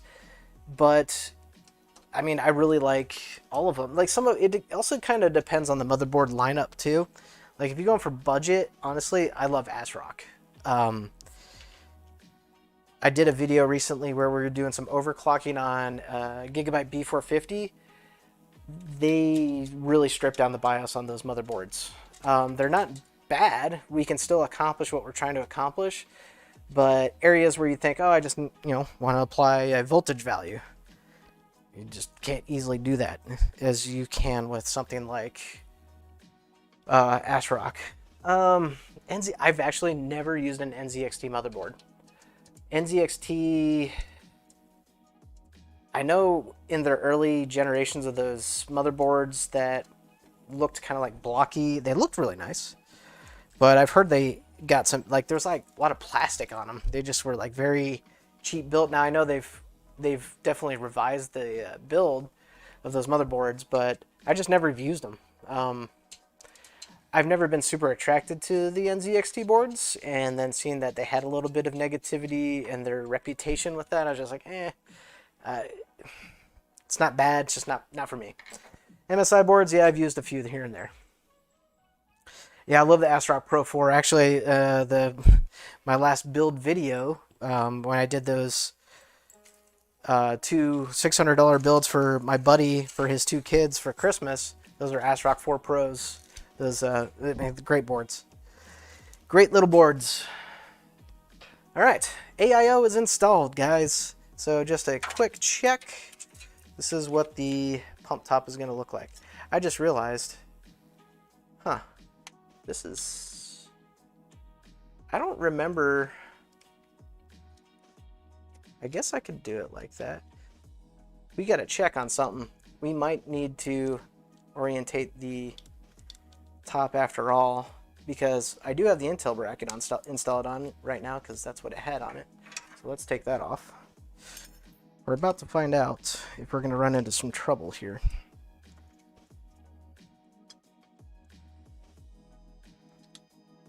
Get on there. Okay. So, yep. Dang it. I wasn't paying attention enough. That's how it has to go. No. Wonder if I can peel it back. Oh boy, it's on there real good.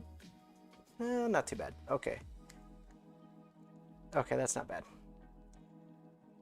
I just have to turn it 90 degrees.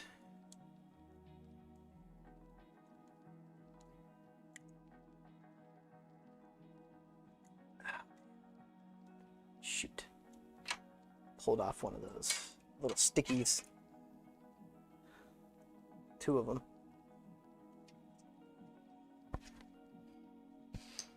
Well, gotta fix that. Shouldn't be too bad. Let's get my knife. Oh, I guess one other tool for PC building. A knife. And really, I just use it for opening boxes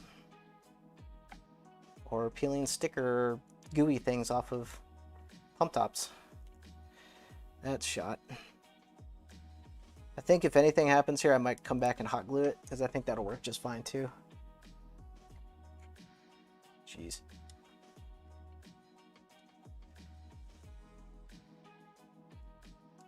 I had a feeling I did something wrong again with this. So I made this completely overly complicated, guys. First time dealing with it. It should be relatively easy. Just make sure you're doing things properly the first time.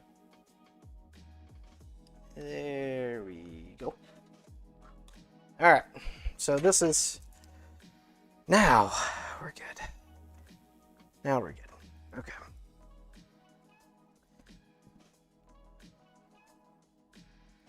All right.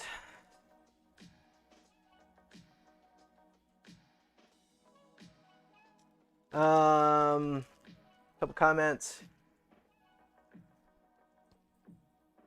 ASRock 4 Pro party, baby. Yeah. Good board, like I said.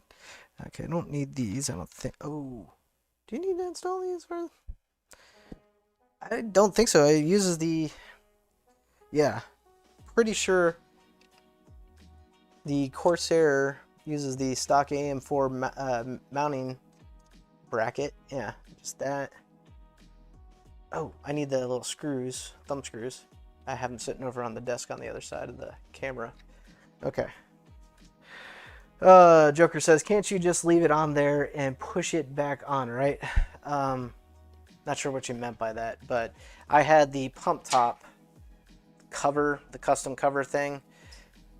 It's just stick on, and the way that the AM4 bracket mounts is only one direction, because it's got to grab, these things will stick up off the two little clips or whatever that hang off of the bracket. So that causes the pump to literally only mount in one direction like that. So I had to move it. I think it's going to be completely fine. Get a little heat on it, you know, it'll be good. So I need to go get a couple screws. Be right back, guys.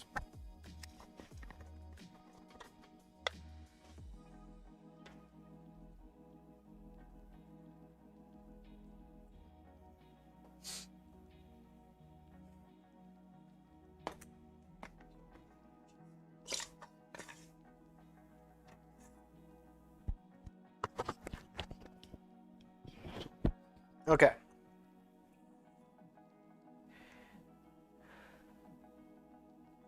Yeah, I didn't need to take the sticky things off, but when I pulled the plate or the cover off, it pulled up the sticky things on top of the little cover piece. So yeah, I was hoping all I had to do is just pull it up and stick it back on, but didn't work out that way. I think we'll be okay though. So with the Corsair AIO, I need to grab the. I hate this mounting method, by the way. The Intel version is much better, but I need to basically. I have to get like the screws threaded at a little bit at a time, and then really just kind of suck it down there. But first, we need some thermal paste, some toothpaste, as the net guy mentioned. So it's my personal rig. I know I am an advocate for cheap stuff, but I had some leftover thermal grizzly that I did a long time ago, and why not? Got some. So here we go. My wife's, she's being my chat moderator now. All right, so this stuff's kind of sat for a while, so I want to make sure it's good and get you on my audio. I thought I had a little applicator thingy, and we'll just do the P method. We're gonna yellow it, guys. Oops.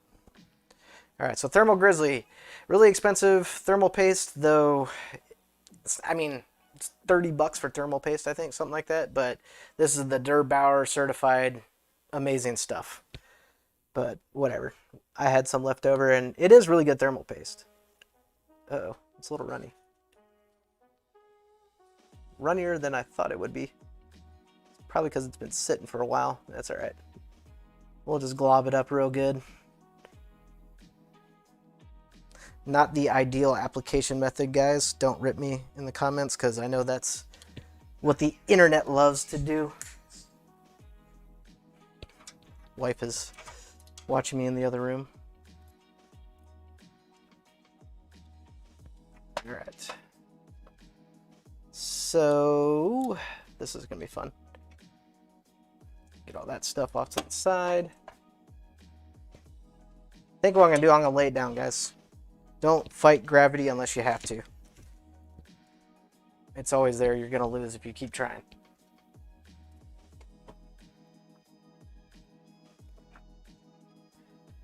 And we'll switch our view so you can see that better.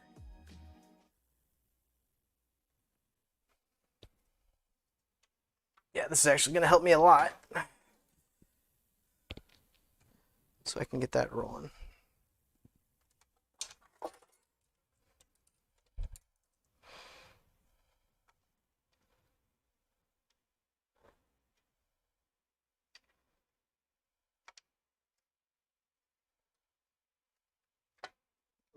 I hate this. It's not easy.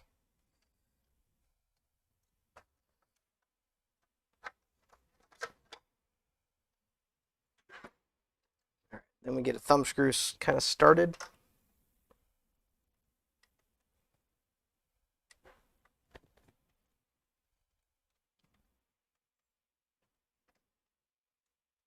Have to get it very started.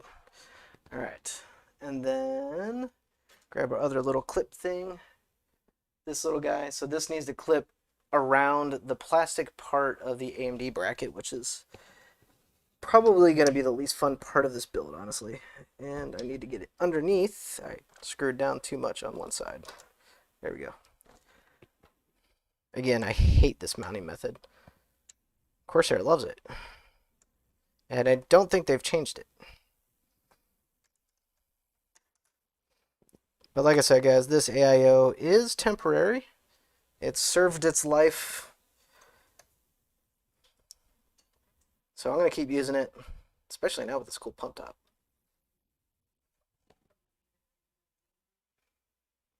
What?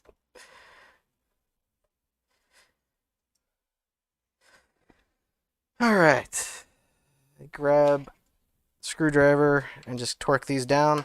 Doesn't have to be a crazy amount. We got most of it tightened down at this point with my thumbs.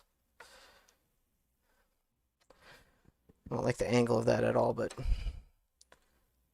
make sure my A&D bracket's good and tight too. Slightly loose from messing with it before doing a bunch of cooler mounts.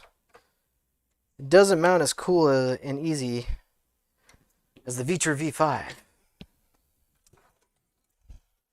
By the way, guys, that's my favorite air cooler under $30 if you're looking for an awesome air cooler.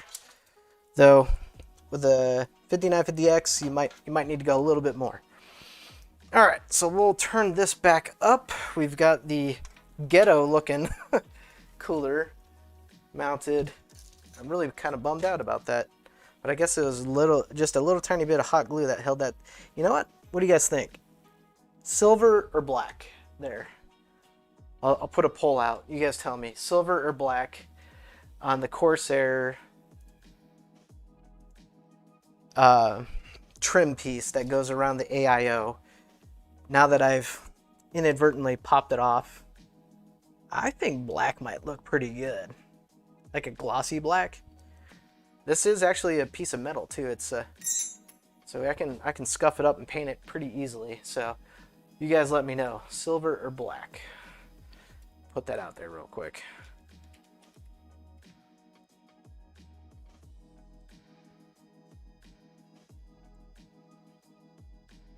All right, so check in on the chat since I've been struggling with that dang cooler here. Get a little sip of coffee too. Beginning to look like a Ford Mustang. Man, I love it. Do I know you? I mean, I feel like we know each other because I love Ford Mustangs. I used to have two actually, but then I had kids and now I don't have Mustangs. Now I have just fancy computers. I'm living my Ford Mustang life through my computers now, guys. So, all right. So we've got the cooler installed. We've got the. Pretty much, we're getting very close, guys. Now, I typically go for a power supply install. So let's finish that up and get that rolling. I'm gonna spin the case around so you guys can see its beautiful back end. It's my favorite part. Oh boy. Okay, I guess I'll take that off. Wasn't expecting that. Mrs. PC Tech Hustle is going to help me off camera here. Thank you. She probably thinks I'm a huge nerd right now.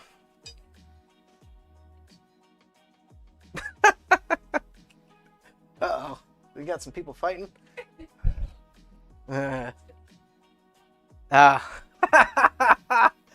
Oh, man. You guys are getting raunchy. It's hilarious. Okay, so this is what I really like about this chassis is the power supply mounts completely out of sight. Whoa, I'm getting shaky here on the parts. It mounts completely out of sight, and this little panel here is really neat too. Kind of helps cable manage things. I think it just swivels open, but check that out. That's pretty sweet. Got some foam isolation on the bottom and on the side. Mrs. PC Tech Hustle, I need my power supply. Where'd it go? Oh, thank you. I've got a lot of stuff attached to this. I think I actually can get rid of because I remember I mentioned I had Molex installed for the thermal take fans, which we don't need Molex for at all. Watch, I'll probably say that and end up needing it, but I think all the fancy power connections, yeah. So this case also has a, what we'll see is a LED light that goes around the side and on the inside. Just want to make sure those didn't require Molex. Fantex did us one solid here. They went with SATA. My gosh. Got so much stuff installed on this PSU. Okay, that's the motherboard.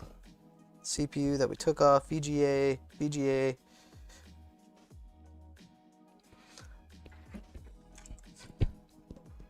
There's a Molex that we can say goodbye to. I'm just trying to peel off any of the things that we don't need anymore. And then SATA. That's a lot of SATA. Why did I have so much? I did at one point in my old system have SSDs and hard drives, and I don't think I ever removed the extra SATA runs because they were just tied up. So I'm going to pull off 2 of them and hoping that I only need, let's see, need hard drive. That's 1. 2. I think I need I'll leave 2 on because I think I need at least a couple for the Lee and Lee controllers. I'll leave that on the side. Don't lose that one, Mrs. PC Tech Hustle, please. Thank you.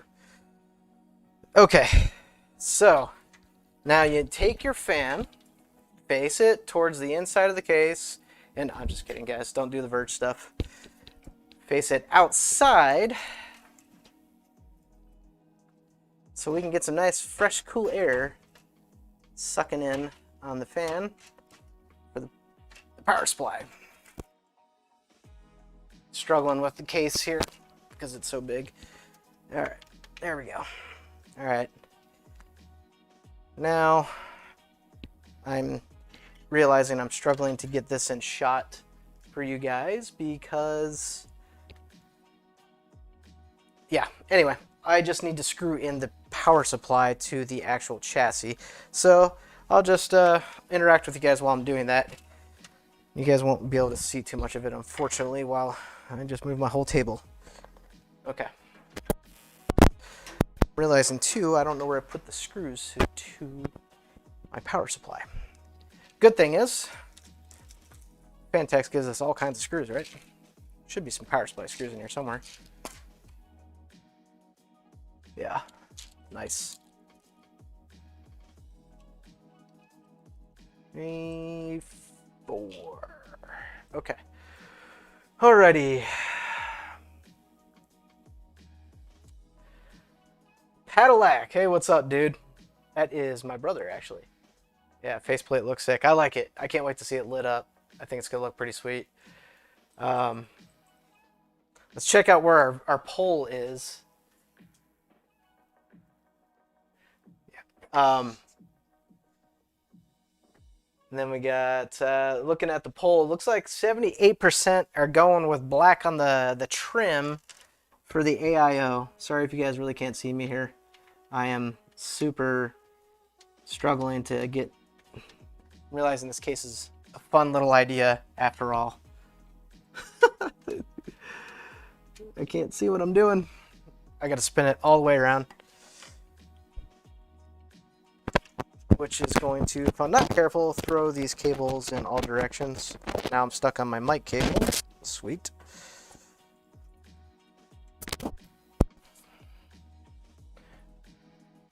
Spin this. Going. Okay. All right. Yeah. I don't think I had this lined up completely perfectly. I think it needs to come out a little, actually. Oh, yeah.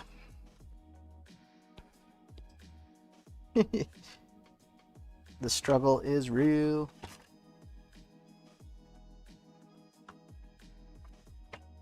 Is Mrs. PC Tech Hustle gonna help me? Huh? No, you're good.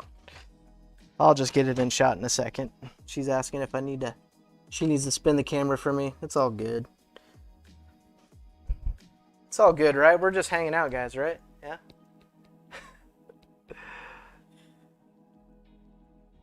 I know, right? Isn't that screw holder awesome? I'm totally keeping it. Okay, there we go. I got the power supply going here.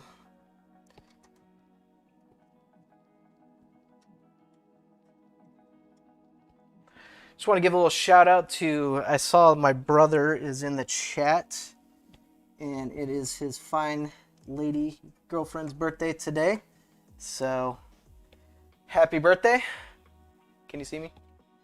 There you go. Happy birthday. Miriam. Well, I'm trying to be correct on the internet. I don't want people stalking her. It's not my fault if it happens. It's not. Oh, okay. Well, she just said yay, so there she is, guys. Wish her happy birthday. All right. Let's look here. You know, building PCs wears you out. Not gonna lie. All right. So what do we got here? Coffee. Yes, it is coffee. Yes. Nope. Shrek says, "What CPU should I get? It looks like the 3700X is selling for $230 on eBay." Shrek, was it you earlier mentioning about Fortnite FPS? I can't remember. I'm sorry, but yeah, I mean, $230 for an 8-core, 16-thread, pretty darn modern CPU is a heck of a deal. Padillac in the chat will tell you all about that, right? Yeah, I mean, $230. So an 8-core, 16-thread CPU, even just 3 years ago, you'd be hard-pressed to find it under $500. So $200, basically half. I mean, that's awesome. Go for it. Get the 5800X if you can, but yeah, you'll be spending a little more money. Oh, guys, I found another fun, interesting problem. This case mounting after I got the AIO installed, plugging in my CPU header is fun. Oh, that's also fun. Forgot about that. Let's see. Okie doke. Just gonna get those cables out of the way for a second, kind of, maybe, sort of. Oh yeah, that's fun. I was trying to lay the PC down so you guys can see this. Because I did forget to plug in the pump header.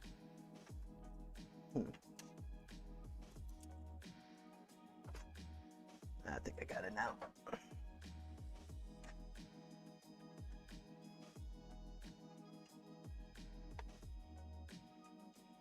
Sheesh. I know I'm there.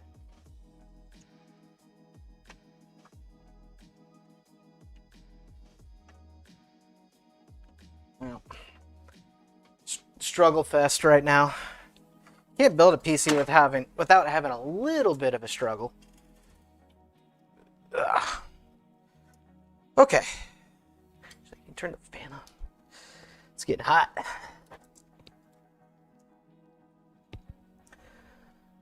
All right. So just kind of curious. I said I was kind of hot, but if all I had to do was walk outside real quick because it's like, oh, it's actually kind of warmer now. But Texas, where I'm from, got down to like 19 last night. 19 degrees Fahrenheit for all my non-American viewers. I don't know what that is in Celsius. Cold. But yeah, it was pretty cold last night. So where's everybody else from here that's tuning in? If you don't feel like sharing your location, I mean, that's completely fine. I'm just kind of curious. I understand. But I'm just kind of curious where everybody's from. Who's tuning into little old me. I got two headers and I can't remember which one. I think it's the gray one I plug into. And I can't reach it. I literally have to take my RAM out, guys, to reach that CPU header. So let me show you what I'm talking about. Might be a little hard to see in there. So you get a little extra light. And it's just light. So I need to plug in. Forgot to plug in my AIO pump header. And it's down underneath there. I might be able to get it, actually. Now that I got a little bit of extra light. Ugh. Nah, I'm not going to struggle when I don't need to. RAM is easy to install and uninstall.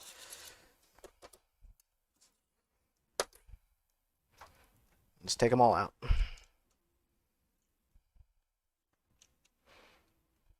That is kind of the nice thing about budget PCs too, guys, is they're easy to build. When you're doing something that's kind of like just kind of a little over the top like this, it ends up being complex or hard to do something that shouldn't be, like plugging in a stupid fan header. So you can watch me struggle. It's fun. Okay, got that in.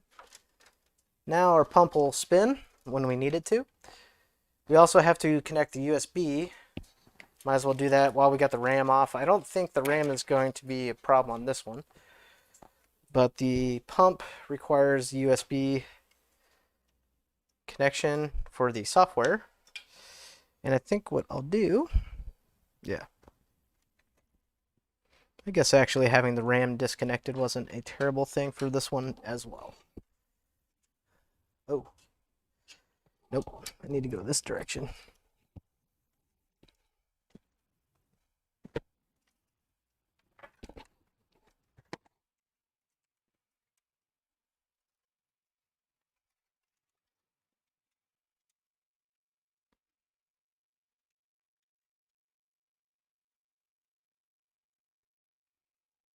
My wife's laughing at me riding the struggle bus. There's been a few struggle moments here recently. I feel like we're nearly past them though, guys. Okay, let's get our RAM back in.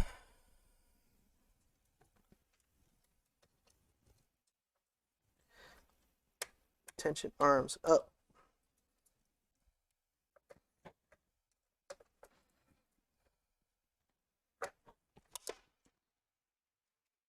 Yeah, let's get a double take of this. Whew. Check out the comments. All right.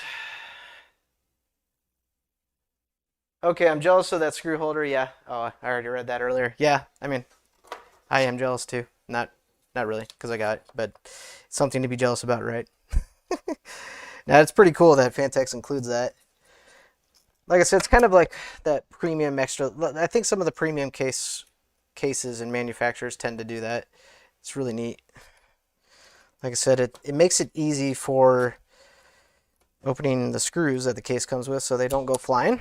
Because many times I'll just open that little plastic baggie and I probably still have screws on the ground somewhere in this room. All right.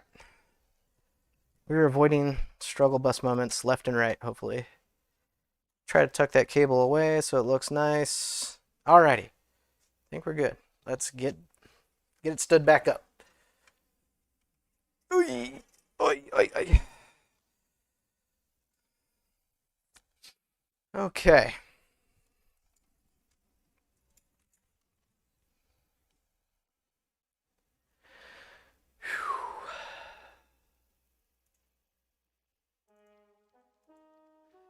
Okay.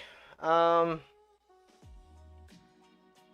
you going to run Flight Simulator on this? Got to get the flight seat and everything. I really want to get the whole like yoke set up, and that's going to be so cool. I've been wanting to get actually back into Flight Simulator a little more. My brother-in-law plays it a lot, and he's always telling me about the cool things about it, like things that he's discovered.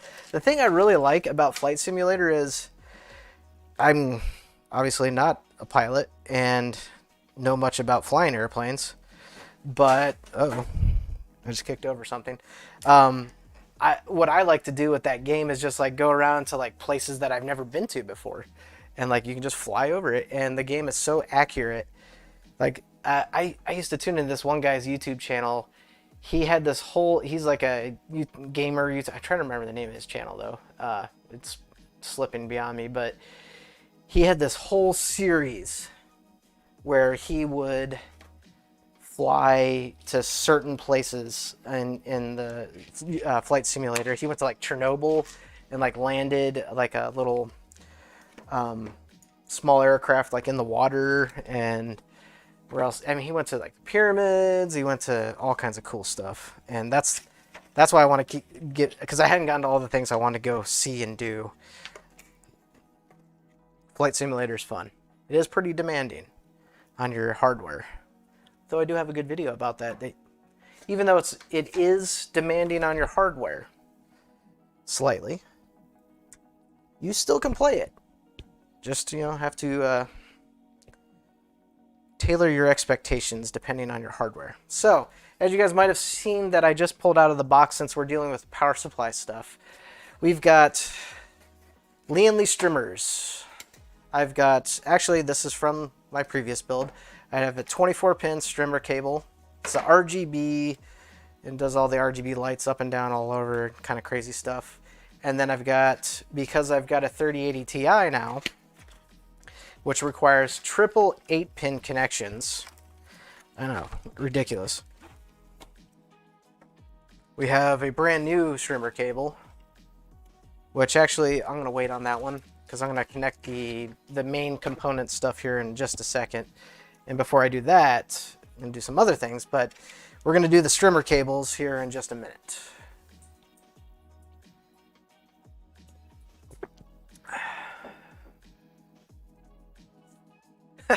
The greatest country in this world, Texas. That's funny. Okay. So for my AIO, I do need to run this USB. Ooh, that is a tight run. Okay, actually, I think I got enough. So the AIO, I need to plug in a USB. So I get that one. Perfect. Beautiful. So guys, this is the point of any build where I've got the main components installed and I'm just going to run the case cables, meaning the front panel connections, USB 3, power plugins, all that stuff. And I think with this crazy case, I'm checking. Okay, yeah. It's just got one USB 3. It does, oh no, it's got two. Darn. I knew it had two. So that's kind of the interesting thing about USB 3, the Type A panel USB 3, is the cable, which I'll shove one up right here right now. Make sure you guys can see that. Let's see, actually, I can get a little closer. See how that looks. Beautiful. This cable only supports 2 ports. So if you have a case that has 4 USB 3.0 ports, which mine does, and some of the other ones that are like this, you have to run 2 of these big clunky cables. I think what I'm gonna do later on, because I'm already not in love with the way this looks, is get the adapter cables, and I've done a little video, like a YouTube short video, where you can get those adapter cables that make a nice clean run, because I hate these cables. They're so stiff and clunky, and getting them to the port is just a pain in the butt, and I gotta do it twice. But we're doing it. Come on. I do like the location though. It's not too bad. It's at the bottom of my motherboard. Let's see, I gotta shove the other one through. Ta-da. So it's not terrible location. We'll see how that goes. Ooh, this is... I have to kind of feed it underneath the other one. Yuck. I don't like that. I'm definitely going to get those cable extensions later on. Whatever. Alright. AIO USB installed. USB 3.0 installed. This case also has a USB 3.1 Type-C. If I can find it back here. There it is. It's tied up on the Fantex cable management stuff. Bear with me.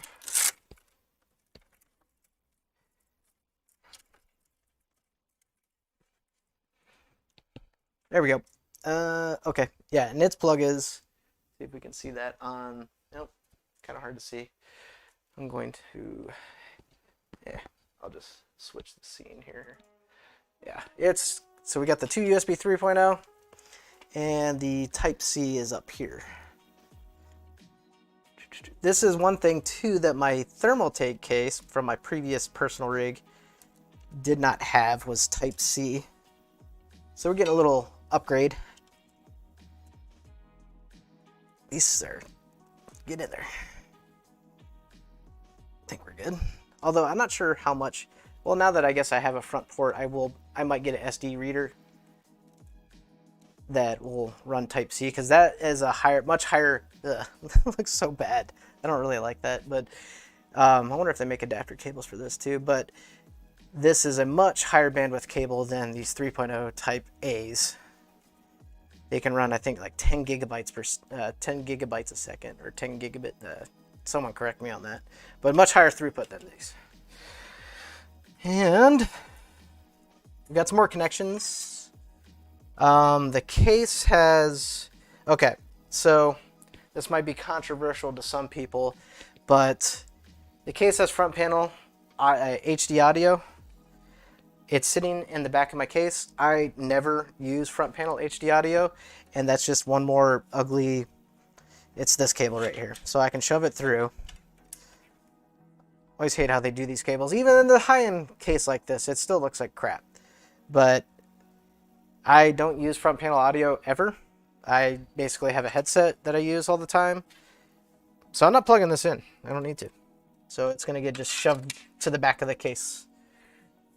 I'm trying to look for anything else. There is a RGB cable, 5-volt RGB for the stuff here, but I guess I'll plug it in for now.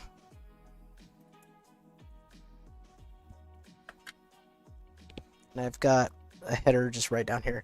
So difference is 5-volt is the 3-pin. And we're just going to plug it in down here at the very kind of bottom left of my case. Those are always fun. Okay, I think I got it. So that'll allow me to sync up the lights with the motherboard with the case lights, but I think it's got a button too.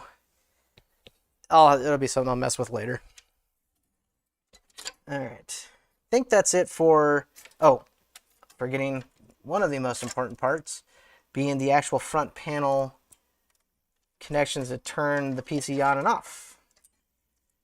I'm looking for all of them. Stand by. So hard drive, activity and LED, reset, power switch. I think that's it. I think I got them all. Why are they different links? This is weird. Okay, so these guys are the last little things to shove up through here.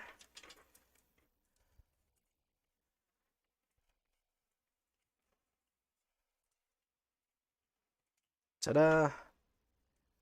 And Gigabyte makes this really easy.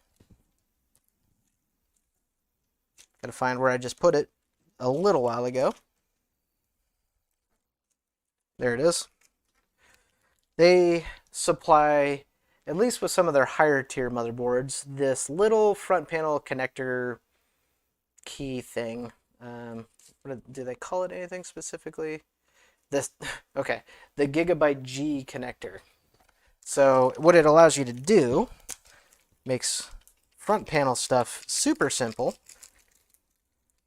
and also easy to capture on camera, which is nice. It allows me to connect these cables to this and then plug that into the motherboard. So that's super handy. So we're going to do that. Just got to find which ones go where. So power LED. That's power. No, that's the power LED. We need the power switch. Power. Good Lord, where is it? There it is. Of course, the one short one that I have to do this crazy reach on. But basically, kind of like that. Should hear them kind of click in too. There we go. There's one. And hard drive, LED. I mean, I don't care that much really for that, but I thought I had heard that click in. It's not doing it for me anymore. Of course, we're riding the struggle bus again.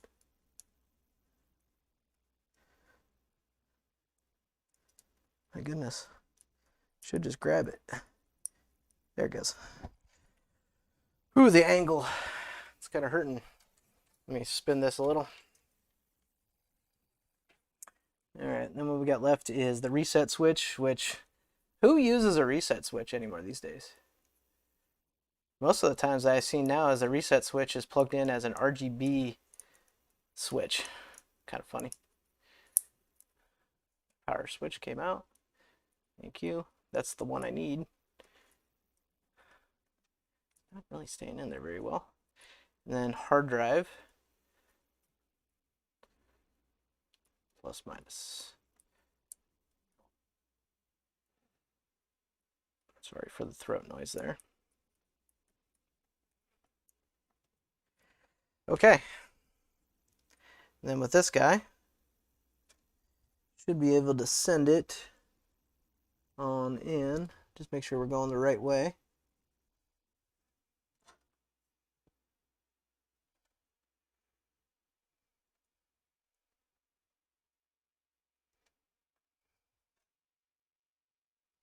Reset switch. Oh, yep, okay.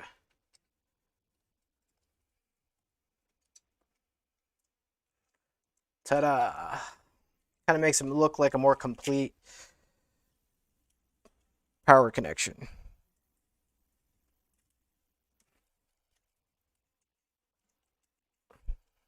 Yeah, I don't like that little tag hanging off. Get out of there. There. Good enough.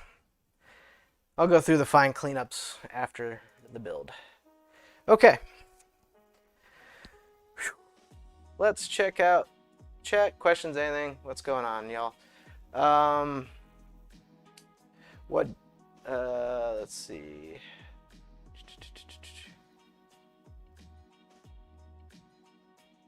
That guy is from Seattle, Washington area. I love Seattle. I've been there once. I went and toured the Boeing plant as a kid. I loved it. It's still to this day, I'd love to take my kids there to see it because I think that'd be super cool. Very awesome. Unbelievable. All right, so got all the main motherboard connections. So we got USB. We've got a USB type 2 for the AIO. Type C, power connections. I think we're good. So I'm going to do some of the main power connections. Let's get that streamer life going. These are always fun. So, to do that, spin this around. I almost need like a turntable for this. I just realized too, I installed my PSU. I think I'm okay though. Yeah, my CPU power isn't plugged in down below. That would have been fun. Nothing would have worked. I think I would have noticed it though. I guess I did, right? I need to plug that in to the power supply. Remember, we pre-ran that to the motherboard because is that in there? Yeah. The motherboard was not going to have it.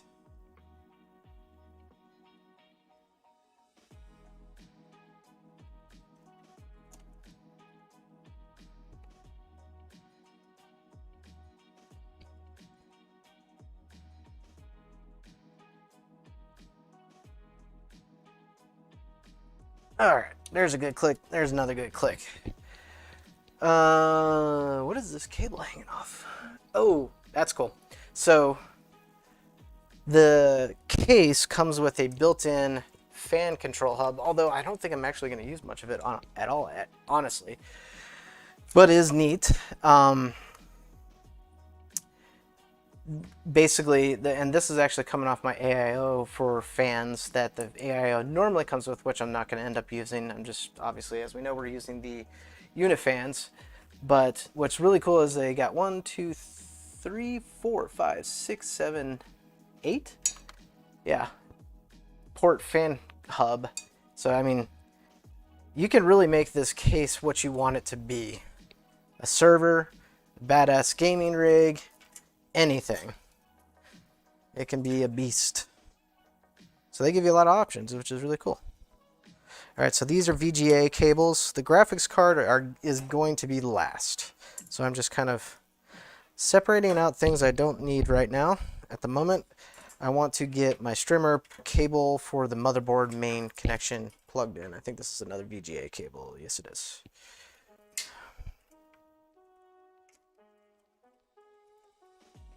SATA coming off for power for the LEDs, the case LEDs. It's fine. I'll just run this straight over the top, I think. It should be good. All right, so streamer installation for the 24 pin. Here we go. Check my camera. How's it doing? Okay, I think it's still all right. Just looking at my battery. Although I have it plugged in, the battery's still slowly sucking down power. We got plenty of time. Okay. So, it can only go one way. We're going to plug in streamer to power supply motherboard 24 pin. Get that all the way in there. Okay. And then we got to go in this top grommet. Yeah. Get there. These streamers are cool, but they obviously create a lot of cable bulk. And they can be fun to deal with sometimes. I've had a couple issues here and there. And we'll spin it around so you guys can see what's going on here. Get that plugged in. Ooh, that's a reach.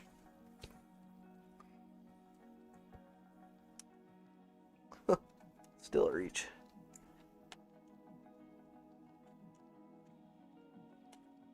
Can't really see what I'm doing. There we go. And give it a good firm push.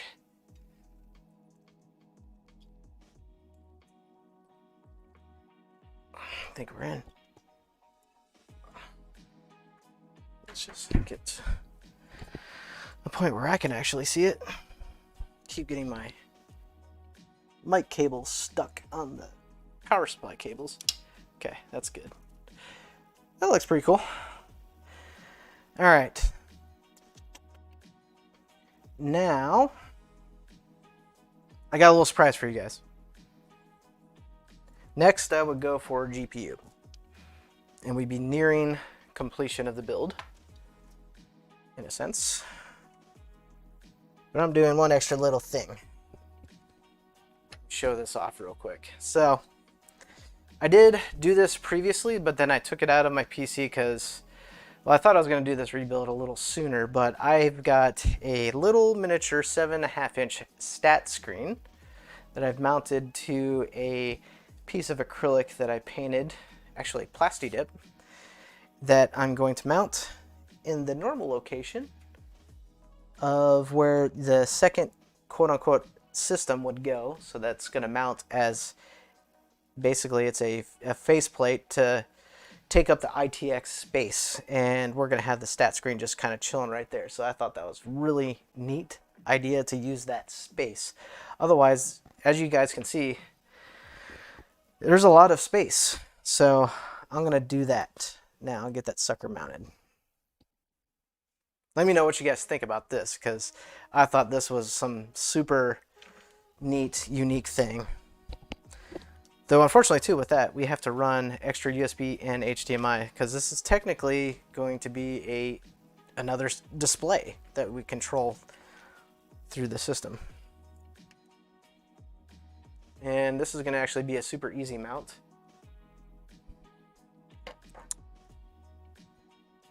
Just need to get another motherboard screw out of my sweet little Fantex case.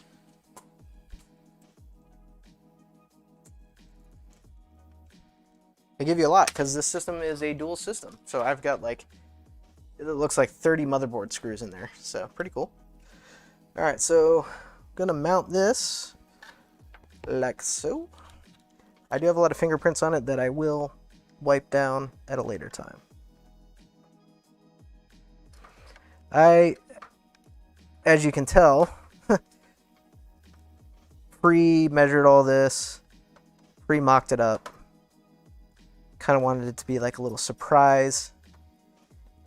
I mean, doing this would be a video in itself, so just adding it as an extra little sweet thing to this live stream.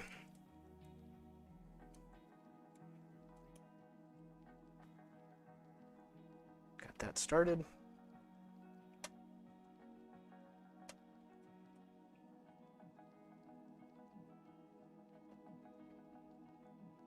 Now it is only secured with 2 screws, but that's plenty fine.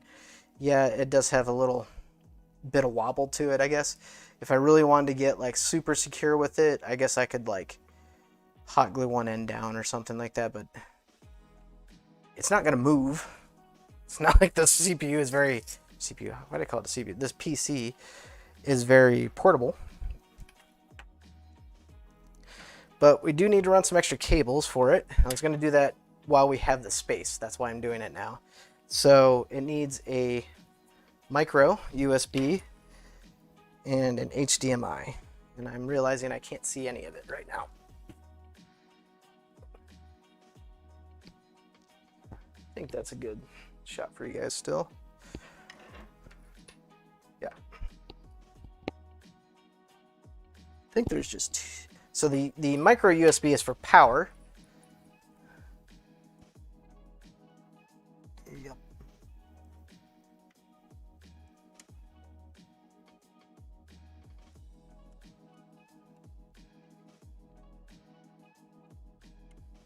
Sheesh. Being able to see in there is fun. I think they're both micro USB slots. Yeah. It's been a while since I connected this thing. Come on.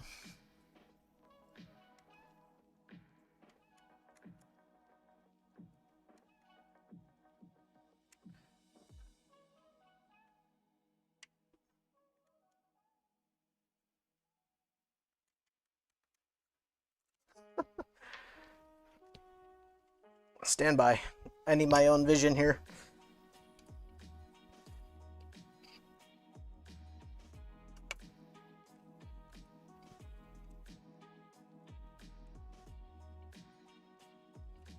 Just pretty tight. And HDMI. Funny, the HDMI is full size, but the USB is like micro, so you'd think it'd be using like micro USB, but what these screens are really used for is Raspberry Pis. That's another thing I want to get into. I want to try to play around with some Raspberry Pi stuff. You can do some pretty neat things with Raspberry Pi. And then the location of the grommet right here is beautiful. Send it on back. Send it on back.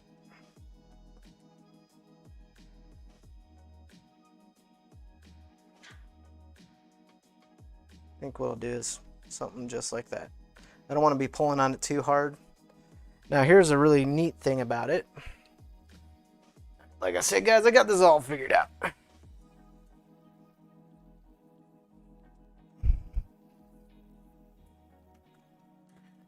Right here, there's just this convenient little hole. Like, so awesome. I can just shove those cables right on through. Connect to my USB for power. Ta-da. And where'd the HDMI go? Hello. Send that on through as well. I mean, how awesome is that? I was like, I just stumbled on that. I'm like, this is amazing. It's gonna work perfect.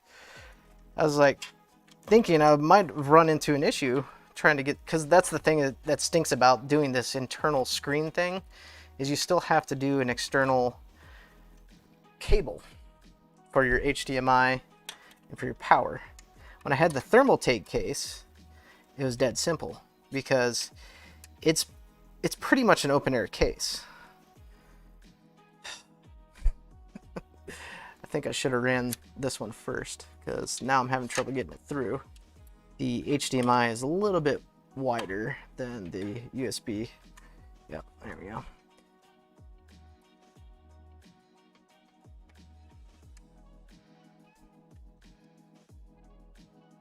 There we go. All right. So yeah, check this out. Power, Boom. All right, that's the BIOS. No, that's, yeah, just general. All it needs is generic USB 2.0 power. And then this will plug into my graphics card, which we can now get to. Get to meaning install. Or should I do fans first, the rest of the fans? Should I do the rest of Unifans? Trying to think if it would be easier to do that first, because I'm going to have the graphics card. I'm actually vertically mounting it. Yeah, I'm going to do the fans first because I'm actually vertically mounting the GPU. I just kind of want the open space to work with. So, all right, get a little coffee break here. All right, so we got lots of comments now that have flooded the chat. Miriam's 7. How do you know the best placement for different cases? I might have missed some of the chat earlier. Maybe she's talking about something else. Best placement for GPU? I think that's what the question might have been for. Yeah, it does matter on some cases because although the trend is nice to have a vertical mount GPU, sometimes it's not good for the GPU if you don't have enough air to breathe. So some of these cases, or you can even get these kits that make any case a vertical mounted GPU. But if there isn't enough room between the actual panel of the side panel of the case and the GPU, if it's mounted vertically, because as you guys can see, this case does support vertical mount, it'll choke the GPU and you're going to start running some hot temps. This is cutting it close for me, so I'm a little curious to see how it does. I like the look of a vertical mount GPU because it's a good space filler. Honestly, that's what I like most about that. Because if I normally mount it, I've got all this kind of open area space. So with a vertical mounted GPU, I think it makes it look kind of more space filling. But anyway, like I said, I want to work on some of these fans. So this is where we can kind of do some easier work and I can kind of keep up with you guys in the chat and stuff. So fire away on any dialogue, questions, anything that you got, because I'm just going to be piecing some fans together for the moment. And like I said, if you guys are interested, these are the Lian Li AL Unifan 120. It's their new version where it's got the more RGB glow to them. I think they look stunning. They look awesome. They're definitely a much higher quality feel than the Thermaltake fans that I had. I still am in love with those Thermaltake fans, but I just want to change things up. I don't like to keep things the same for too long. I guess that's kind of just the enthusiast in me. And guys, I may have to change my battery on my camera, my A cam that I have going right now. Like I said, I've got it plugged in. For some reason though, it still drains and charge. So worst case scenario, we might have a small little blackout on my A cam for a second. That'll just be me changing a battery if I need to. I'm gonna try to work fast though, because now we're kind of through the hard parts. So get these fans snipped together. This is really neat.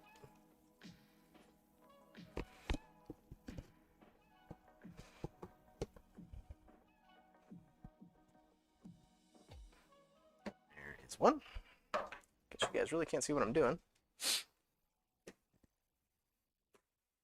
And here is another.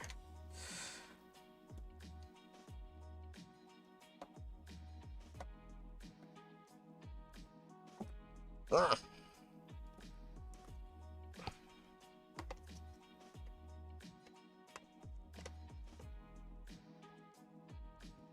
Check this out. So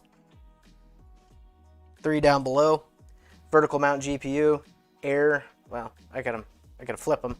Just feeding, hopefully feeding the graphics card. That's the idea.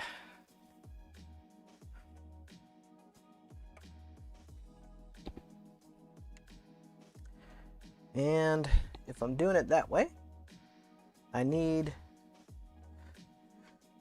see, power cable thingy. I got, I guess, either side to work with. I guess I'm gonna try to maybe see if I can slip it behind and through this grommet. Grommet got dirty. I really like this. This is cool. Cool thing here is we've got a fan tray. We can mount these fans to. Take this out, put this on top.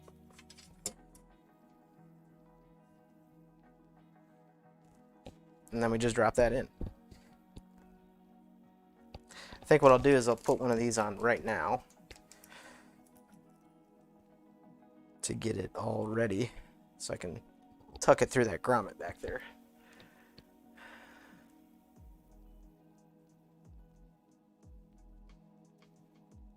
All right, so what do we got here?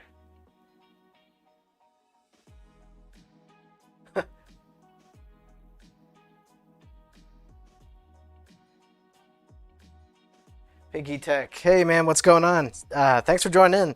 So I was mentioning earlier John the Net Guy, and now we got Pinky Tech. He's also one of my kind of tech fam YouTubers, an up and coming YouTuber as well. And he's also one of the guys that we did that collab video with back in around June, July time of last year. And he's got some great content too. Awesome dude, and we're all just trying to make it here on YouTube. So go check out his channel, guys. Put him on your subscriber list and go check out his content. Great dude, great content. So I'm just clipping on this power connector, which kind of goes on the same way, kind of like how the fans connect. It just kind of snips on, kind of, sort of. I'm not even looking at the direction, so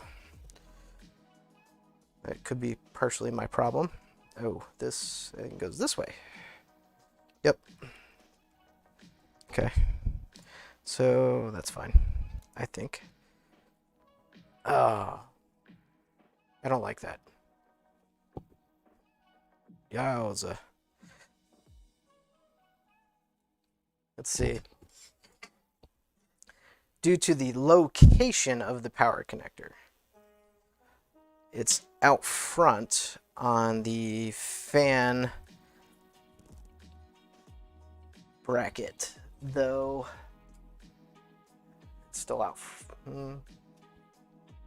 Yeah. Well, that might not be bad. It's going to be a short. I might be completely fine. I think I got a, yep, I got a fan header down here. So I might be able to make this work. This might be where we just need some guessing and checking done, but I'm not going to make the stream carry on that long. So I want this as far back on the back side as possible. Okay, now I need lots of fan screws, where comes in the accessory box here.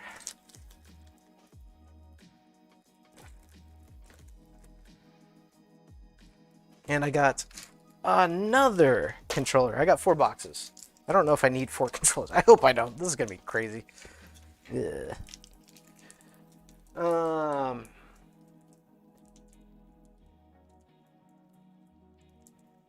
What's up, Joker? Thanks for coming back, man. Yeah, I know this stream is a bit long, so I'm not offended at all, guys, if you got things you gotta go do.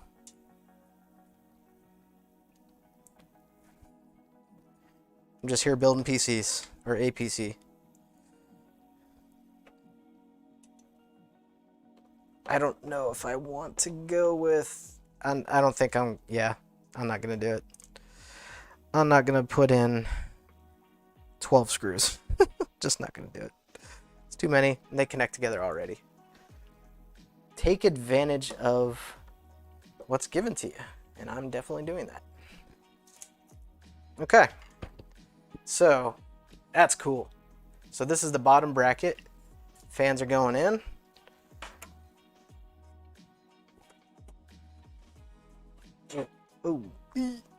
Don't scratch things. Forgot I need to route the cables. Worst case scenario, I can just put a PWM, 5-pin, 4-pin extender. I'm not too worried about cable length potentially being an issue. I'm just more worried about the routing here. Gotta shove it through that bottom grommet real quick.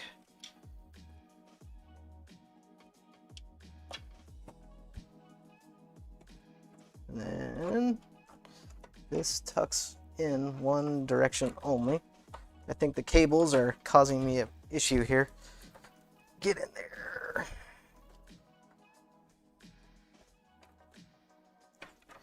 Golly. No way, is that really? It's not the stat screen.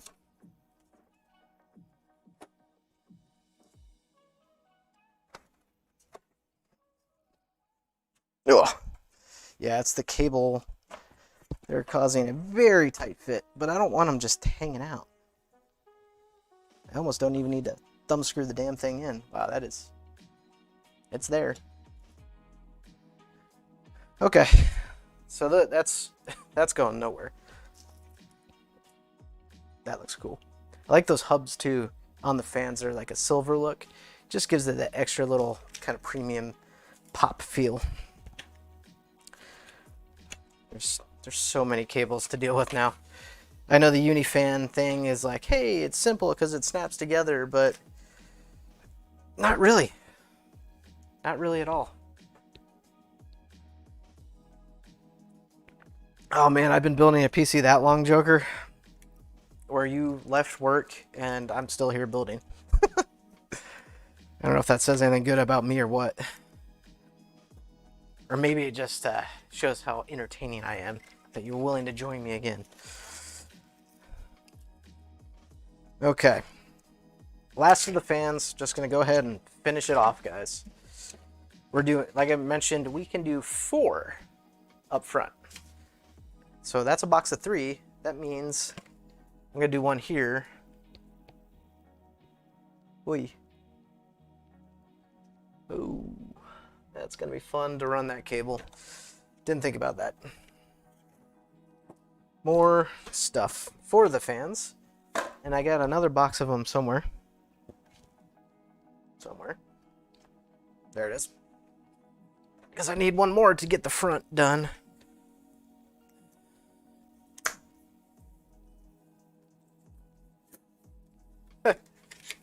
I'm hoping it ain't going to be but another 30 minutes or so on the stream, guys. Though I do appreciate you guys sticking around this long at this point. All 17 of you, my troopers.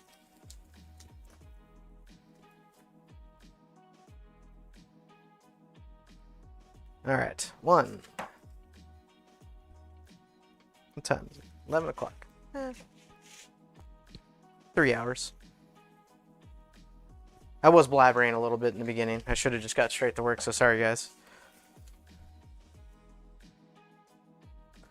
Okay. I'm making a giant mess in this room.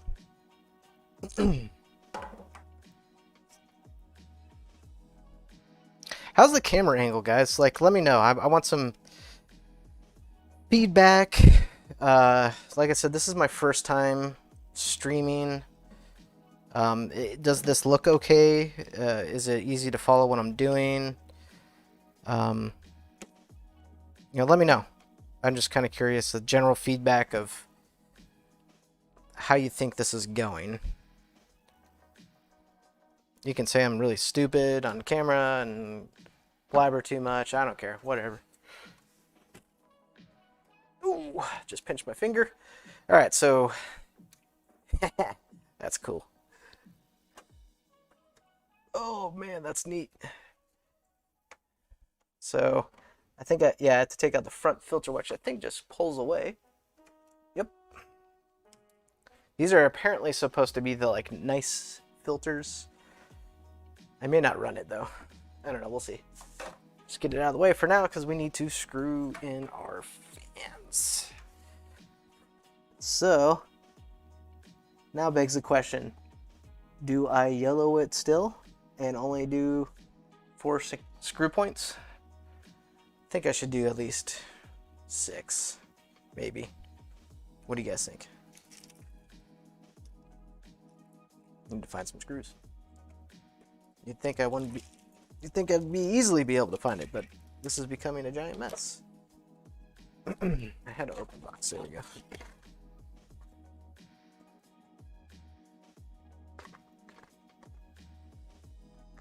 Looks good, but my view is rough. Yeah, that's the.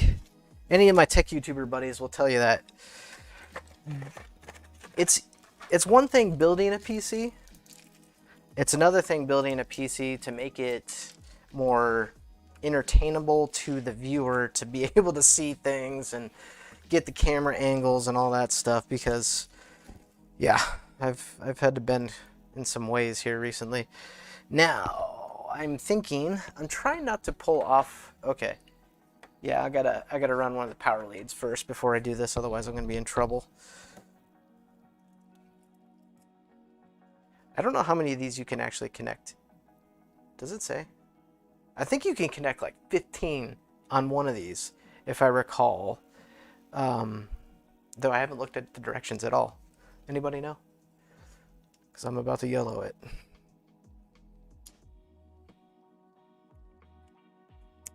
Okay, that should be right. I should be able to squeeze that just right on through right there. Nice.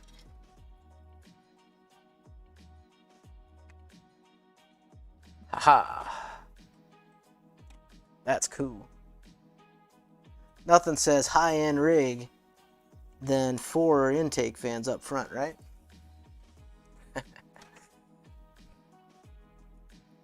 Nope, already had a screw attached. I'm trying to keep an eye on my camera. Like I said, my A cam for some reason is, I think I need to go get a dummy power. That's one thing to improve the stream quality here is I need one of those dummy battery power things that you plug in. Although I am plugged in technically, it's via USB that's connected to like a USB power brick. And it's plugged directly into the wall, but for some reason the camera is slowly losing sustainable power. So it's gonna black out here at some point, but like I said, all I gotta do is swap a battery and it'll come right back on. So apologies if you guys end up experiencing that here shortly. Oh man, am I off? No way. Can't be.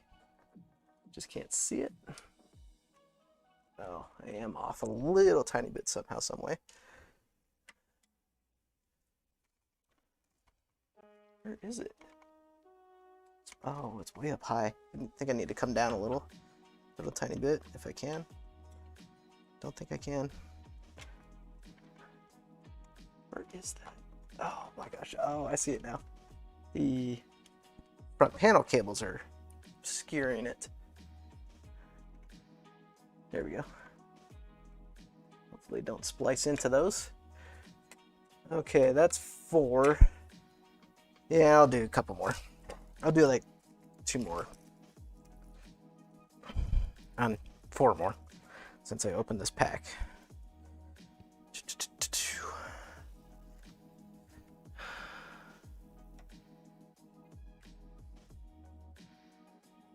Sandra says, what is this PC for? She missed the earlier beginning. This is my personal, yeah, it's more of a workstation style PC than anything, for the YouTube channel, for content creation. So it's got a very powerful CPU, lots of RAM, pretty powerful GPU.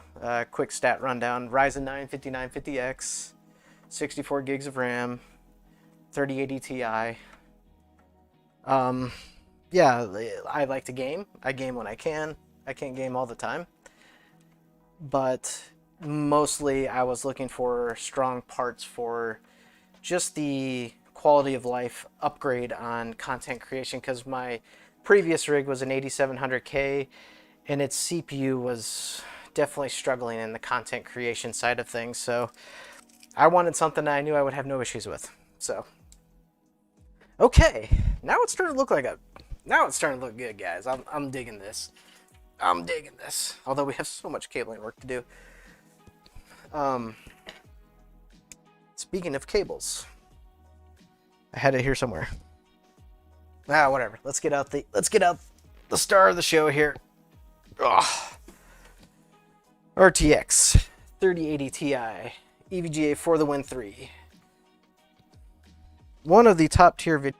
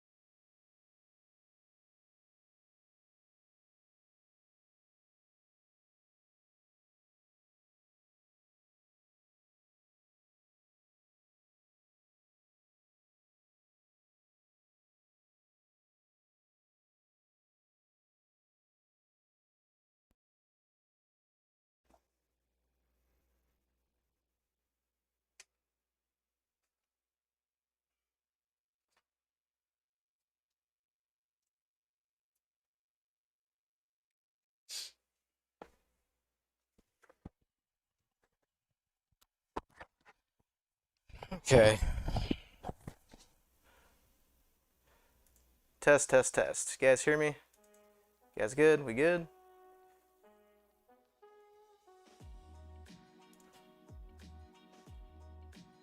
You guys hear me? I hear see Sandra say we have no sound. Okay, cool. Sorry about that, guys. I knew it was coming. I don't know what's like I said, I need to get one of those dummy plugins for your battery. I don't normally run my camera for 3 hours straight plus, so learning obstacle for me. But here we are. I'm back. We are unboxing the 3080 Ti. I'm gonna be gentle to my boxes that I like to keep. Let's get a good little view of this, because she's pretty.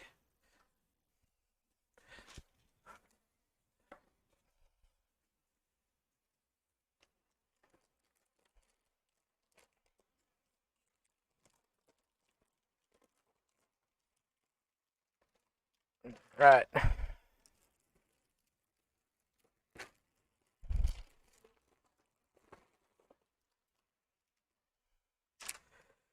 Feast your eyes, ladies and gentlemen.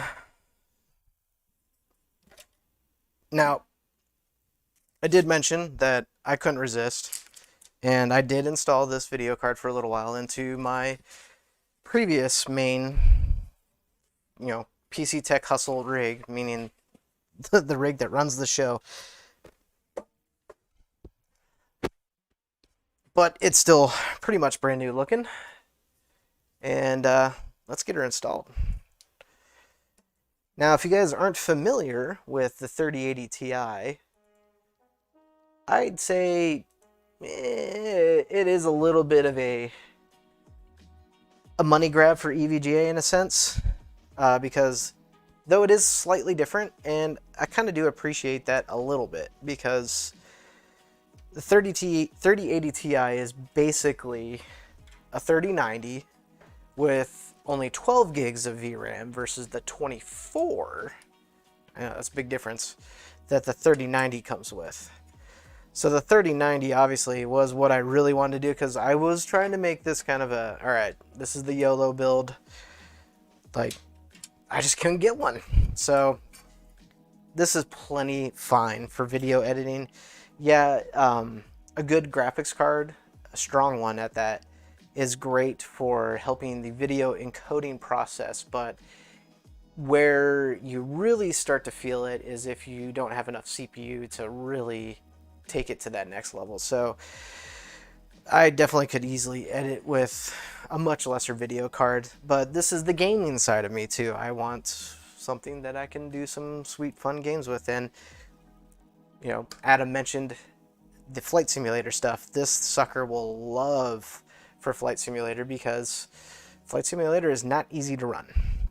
All right, so I'm not sure yet how this is going to go. This is supposed to be a 2-slot card, but the way that it kind of, it's 2 actual slots.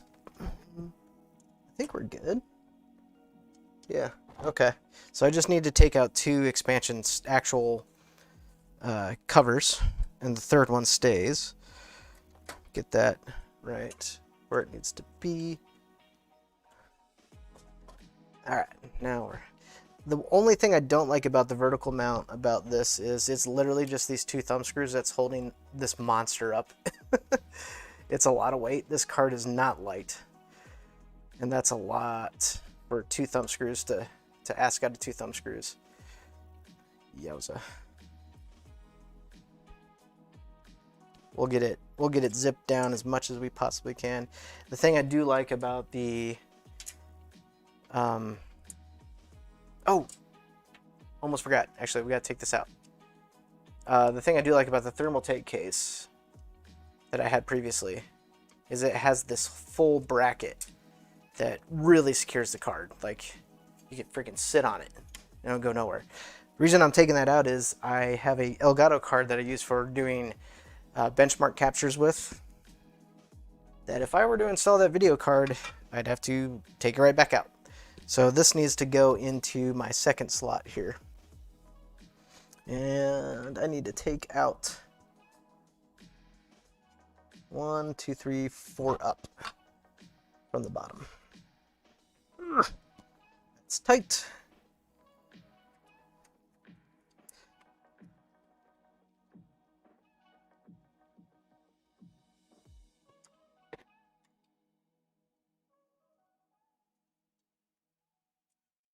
Trying to speed this along, guys, because I'm realizing it's getting late for North America folks. West Coast, not too bad. East Coast, yeah, it's already past midnight. So if you're, I think I saw someone said they were from the UK. It was 2 a.m. their time when they tuned in, so troopers. But the reason I use this Elgato card, like I said, is a game capture. It's been such a life changer for doing that. I used to just film my monitor. I know, the struggle. You gotta start somewhere though. This was such a great investment though. You can pick these up for like, I think like 150 bucks now. This is the 4K one, so although I don't even benchmark any of my gameplay in 4K because my channel is more budget oriented. 4K is kind of like a niche gameplay, like you're not super interested in high performance, you're more interested in high fidelity. And when you're doing that, you need a pretty powerful system to do that. And I don't build a lot of powerful systems. As I say that, as I'm building one right now. But you gotta YOLO sometimes. So I could do some 4K gameplay with this system, absolutely no problem. But the capture card, like I mentioned, is for doing benchmark captures. Live, unimpeded, don't have OBS capturing, causing CPU resource utilization on the system. So basically it allows me to benchmark a system and just send the feed to a capture system, being this system, and just get all that raw data unimpeded from my systems that I benchmark. So it was a no-brainer to get some type of capture card. I was trying to use like a really cheapo one, which is actually running the stream right now. But Elgato is just next level. They do some good stuff. So I'm hoping this card gets a little more stiff.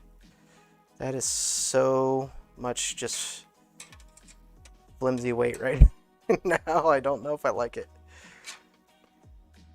Yowza. That is a lot. That's way different. I mean, it's not going anywhere. It's supported. but it's not super rigid. I wonder if there was that would have to be very specific on the clearances to get something to kind of like pedestal it up and like hold it right there. Yeah, is what it is. All right. I'm realizing too, there's some USB connections required for these Lee and Lee fan controllers. So guys, I don't know how far we're gonna get as far as that goes. This is quite a PC build. I mean, it's not going anywhere. Like, I'm putting a lot of, I'm gonna hammer down a little bit more, but I mean, the slots are in there. It's just super wiggly. But I think once we get like some of the power connections run, that'll kind of help hold it a little better. Not something you really want to use as power connections to hold things, but here we are. So speaking of that, let's get the, so when you do a vertical mount like this, you have to run a riser cable, which I'm trying to look for right now. I've gotten completely out of sorts. There it is. Okay. And because this is X570, we can run a PCIe Gen 4 riser cable.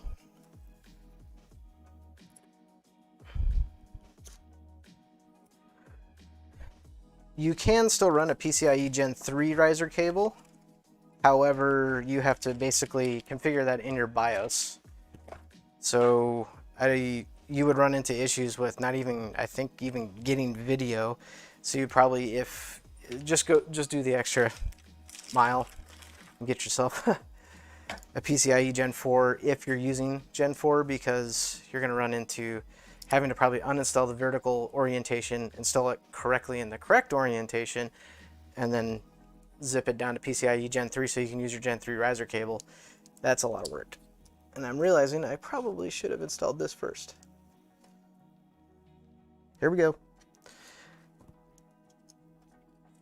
We're going the right direction. No, we're not. Yep, okay.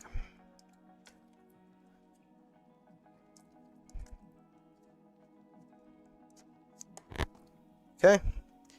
Then we're just gonna stuff it on down. Doop, doop, doop, doop, doop. Grab it underneath. I think this cable actually helped kind of push it up a little. And then I'm going to kind of jam the cabling back up in there. Okay.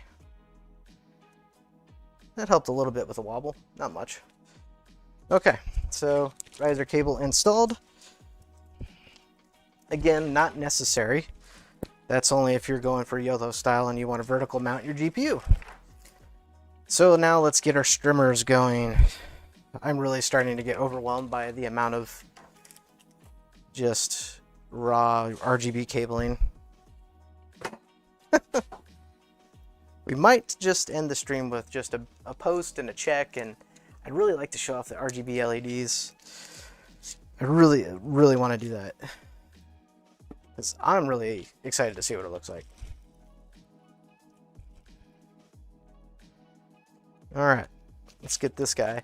Now, the thing that we're gonna luck out with here is, you guys may have heard, if you're PC builders, that the orientation of the the power connections on the GPU on EVGA specifically, they always do this weird thing where they mount them backwards. But when you do a vertical mount, you don't run into that issue with the Lee and Lee streamers. So normally when you're doing an EVGA card, and this is specific to EVGA, let me get this out of here before okay, there we go. You would have to literally take this thing apart, flip it, and then put it back on. But what we get lucky with here, and I'm pretty sure I'm correct, and yep, I am, is the streamer cable. Man, that's stiff. We'll just basically sit on like that. We've got to figure out We're gonna do this. This is very stiff. So I think what we'll do here is we'll run it through this bottom grommet. And she's gonna come out, I think, should we go over the AIO tubes or underneath? I think over might be kind of cool. What do you guys think? Over or under?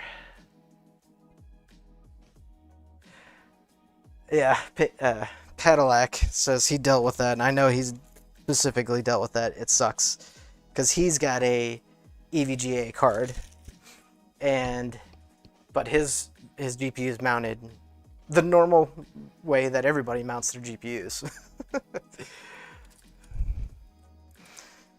Only problem I'm having with this is, yeah, I think I'm gonna.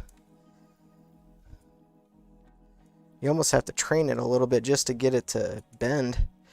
I don't want to tear up the tubes on my AIO. That is very, very stiff. Let's see here. Can we get a better glance at that? That's what I'm dealing with right now. Yeah, you guys really can't see that too well.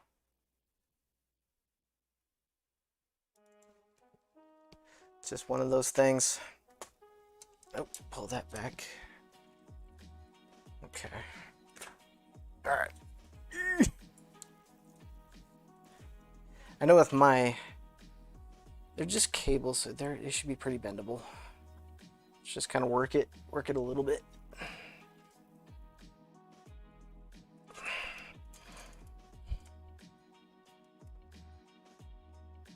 My previous one that I had was on my GTX 1080. I almost feel like I should plug this in first and then install the damn GPU. Good Lord. Wow. What I was saying in my previous one, I did a 2-pin because it is just a GTX 1080. I had a pretty wild angle on it too. Okay, there's one. I feel like you can't see much of the cable. Let's go over the top of the AIO. I'm not going to go through all this effort so you can't see any of the damn cable. Let's YOLO it. Whoa. I am putting a lot of pressure on this.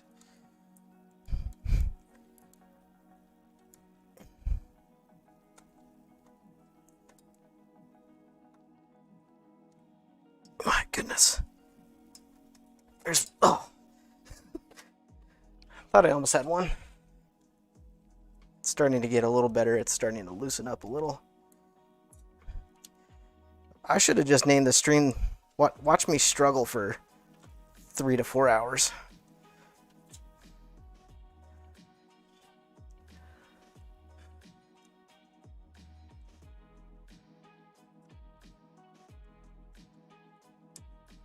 Okay, one. Oh, I just ripped it right out. Maybe I'll go this direction first. I think that's easier.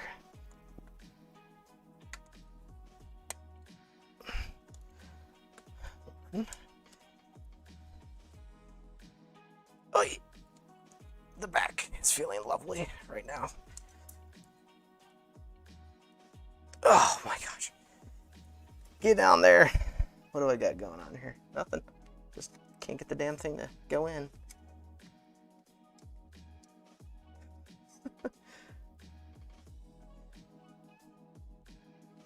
Does not like this angle at all.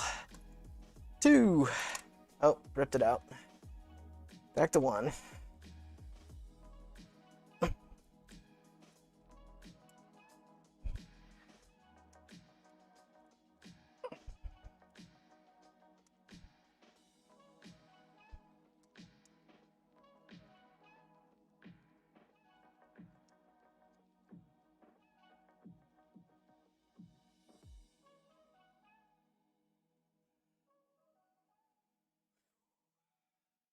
Wouldn't think this would be that hard. It's pretty hard. This is pretty rough.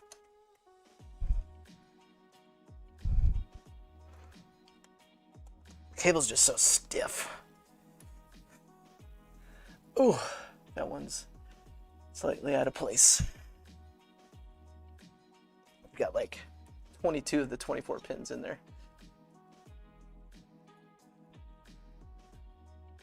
Wow, look at that. It's really bending. I'll have to train that a little bit, train that up a little.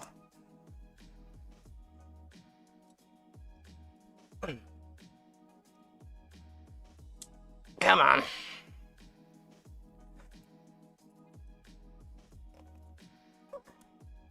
There we go.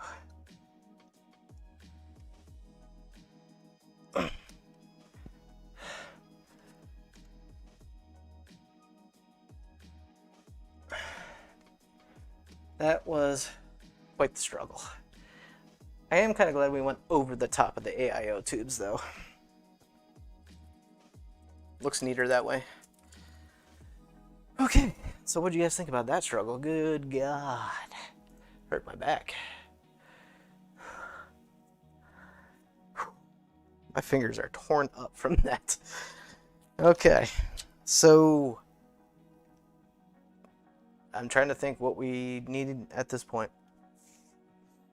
I'm going to forego installing my hard drive. The hard drive. There's nothing fun about that. Let's get this thing cabled up so we can get it fired up and do a post test, and I can show you guys what's up. So let's do that. I'm plugging in my HDMI to the stat screen down below.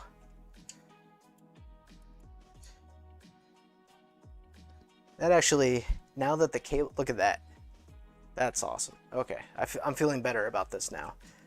I'm glad I went with the stupid strimmer cables that literally caused me to almost throw my back out. But remember how non-rigid we were earlier? Now that we've got things, that is so close to, like, I made this video card, it's like pulling this way, which is really odd to me. I don't know why it would be. I think that's literally going to be straight up against the glass, though. It's probably not even going to be worth it.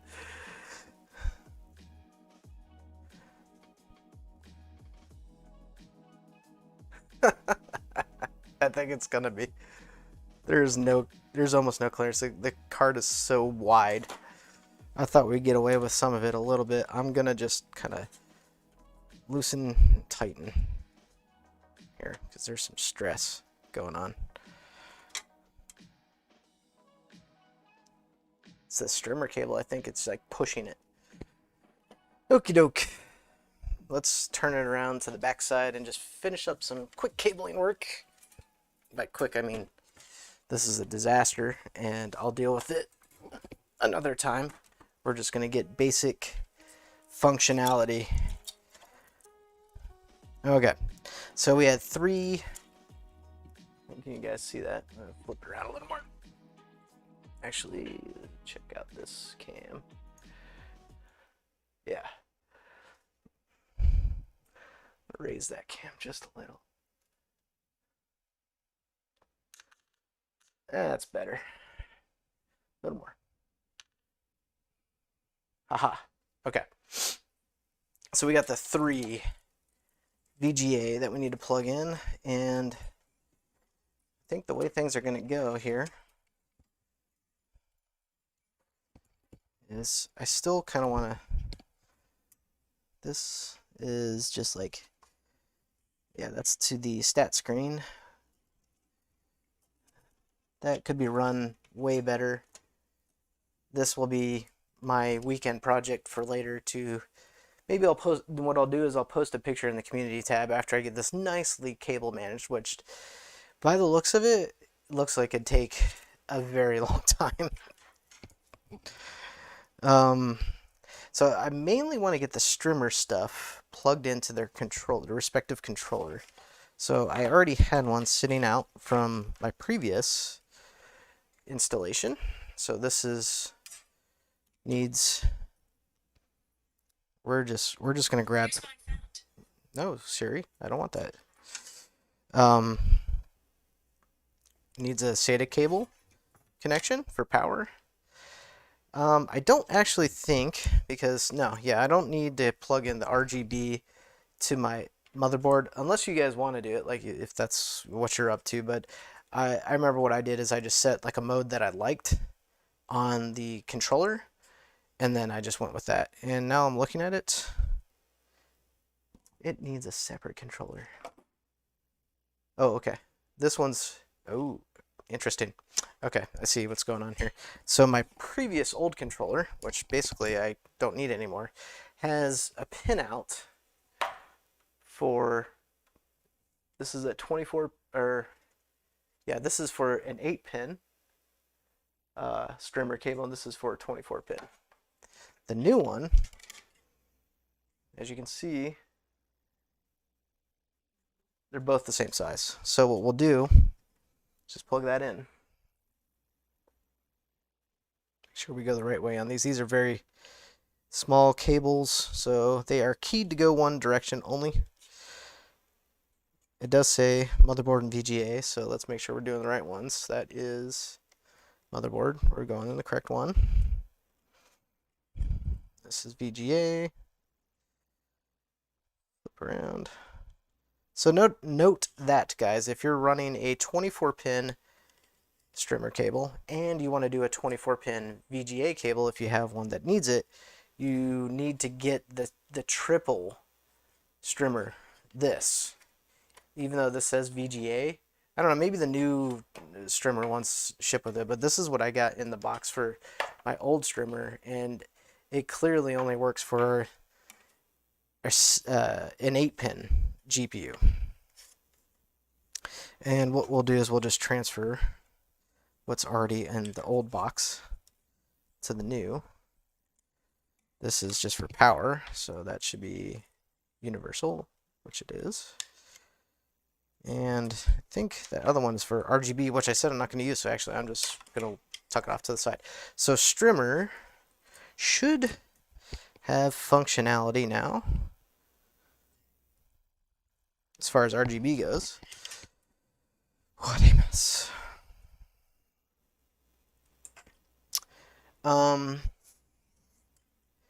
The RGB for the fans. Let's check that out real quick. So here's one that's coming off the top. You got to be able to control. I think, yeah, they're USB. Oh my gosh. Like, so I have 3 different, well, actually, I still need to install one more. I really should look at the directions. Let's see. So here's one of the control boxes.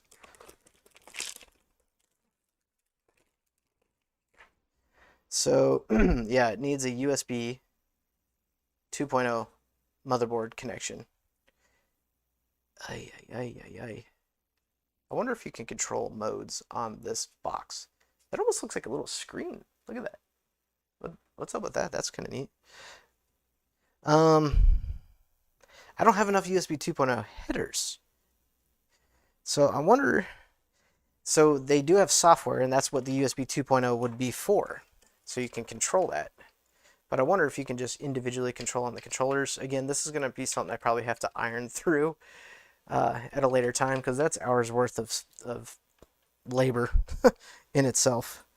So I'm just going to plug in what I can plug in right now. So that is what? Oh, actually, I see. You can control 4 different daisy chains with one controller. That's cool. So it's numbered. Okay, so I don't need all those damn controllers, which is nice. So I'm gonna plug this into one because it's at the front. Thank God. I thought they made this stuff easy. Okay, we're in. And then it has a 4-pin. I guess that might just be for power. Yeah, it's got to be, because that's the only way it can get power. this should have a SATA power controller, I believe. Where is it?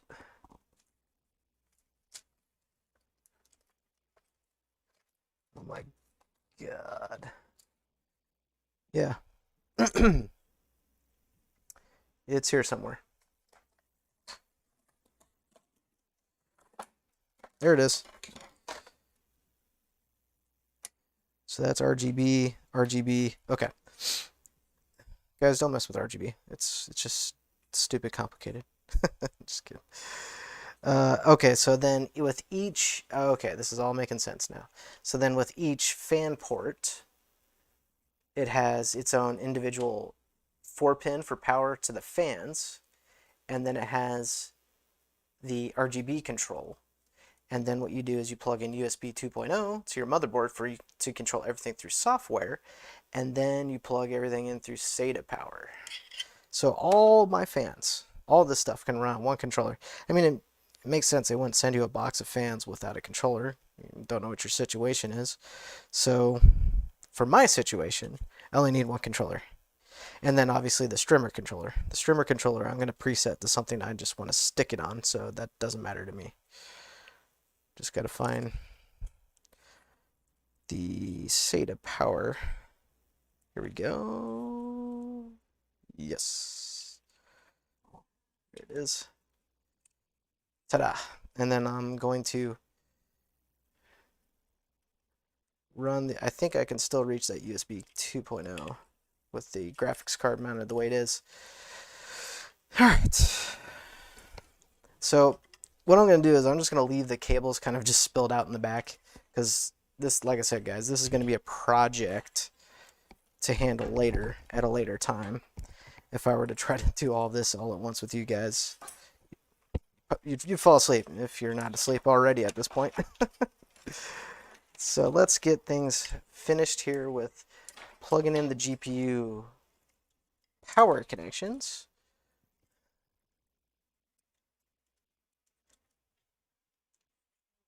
Of course.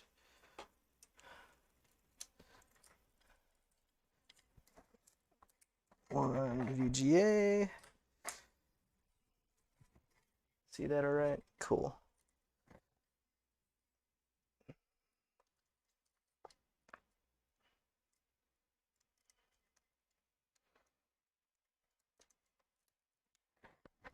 This type of cable management literally requires planning. So I'm sure the way I'm plugging things in, I'm just causing more trouble for myself later on. But I just want functionality, because this PC build is going on and on and on. But when you do a PC build like this, you know, it ain't a 30-minute process.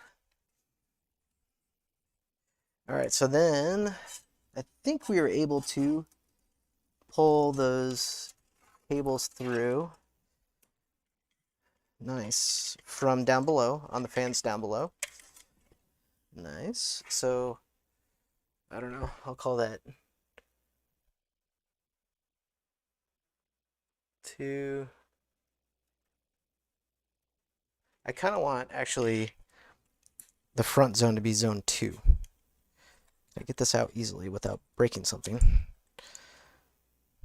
So the idea is across the top being zone 1, across the front being zone 2, down the bottom zone 3, and the one fan in the back zone 4 for the RGB fans. I'll check the chat here, guys, in a minute. I'm just going to get this plugged in first. So that should be zone 3. I think that actually works out for our cable length or lack thereof right now.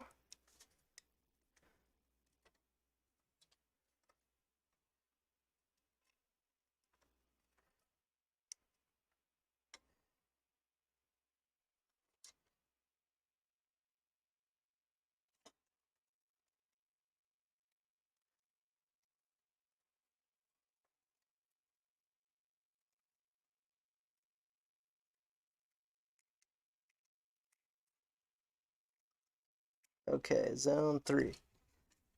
Perfect. All right, let's check out how you guys are doing in the chat.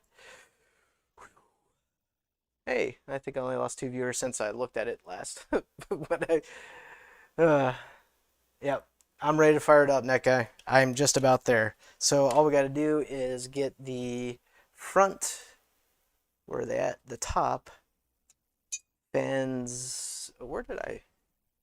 Or how? Oh, yeah. Okay, it's tucked up in here somewhere. Where'd those fans go? Fan cords, I mean. I know I tucked them through there, right?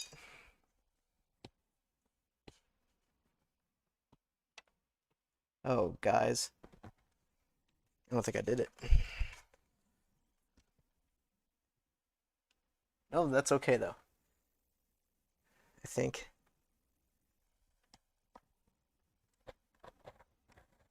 Oh, yes, I did. Right? No, I didn't.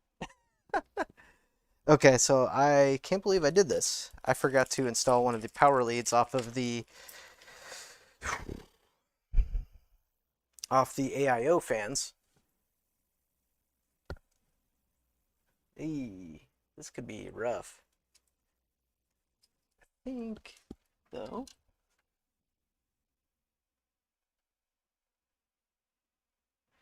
I'm literally at a point where I can't even see it.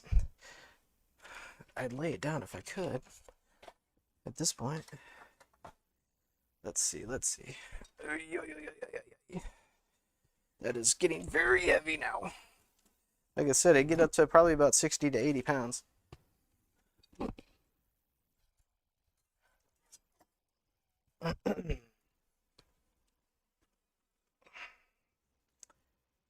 Okay.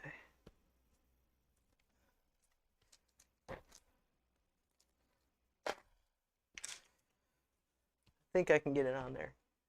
I think. No. I need one of the fans as an example. I don't remember.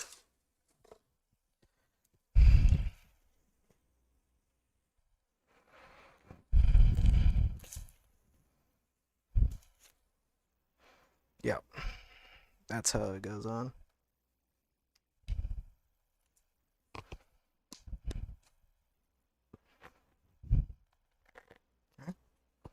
Is it on all the way?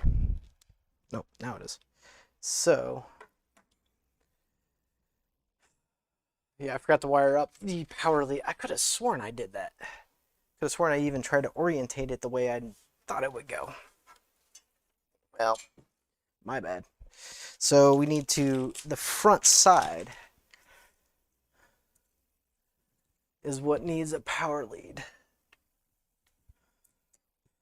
Because that's the way the fan is orientated, and I'm hoping I can just use it that way. Stand by, everybody, while I try to figure this out. I think I can slip it in. Right behind, no, I cannot. Ah. And I mounted all 12.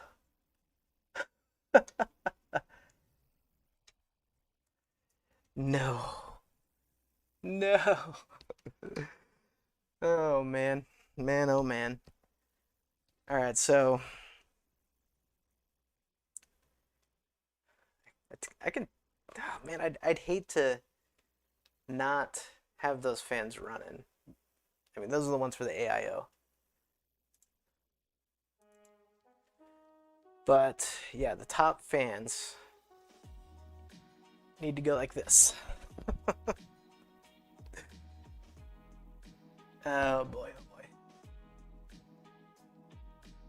I basically just need to take the orientation, pull it off, and just flip it. That way I can connect. I'll have all the space I need over here on this side. Well, it's going to take terribly long. The AIO is supported by the top screws. Let's just fix it real fast. Let's see if I put the camera in a way where you guys can see what I'm doing, though. We should be done, though, here very soon. Right now, honestly, it's functional. It's got the functional aspects to it. I'm just kind of I want to show off and see what the RGB fans can do since we've gotten this far.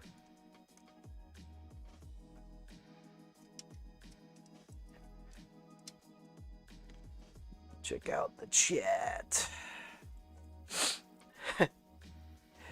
I think it will post no problem. I mean, it's definitely gonna post, but these top fans won't be lit up. I don't have any doubt it'll post. Shouldn't have said that.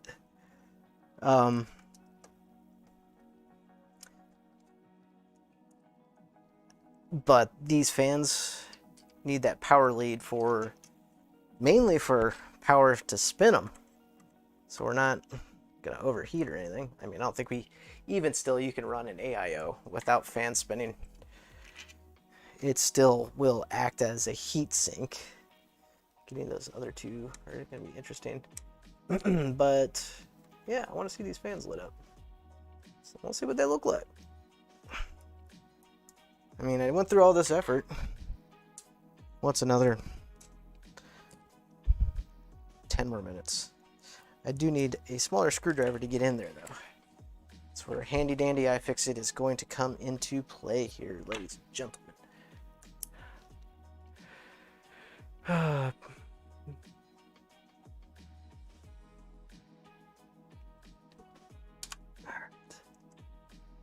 Almost there. Almost got all the fans.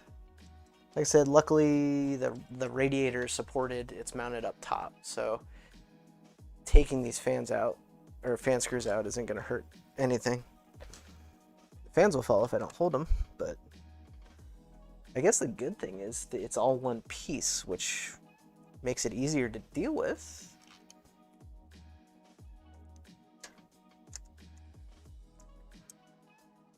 Yeah, I have no doubt that painting that AIO trim black is the way to go. And I think that's what the poll said. 68% said black. Uh-oh. I think that dropped straight on through.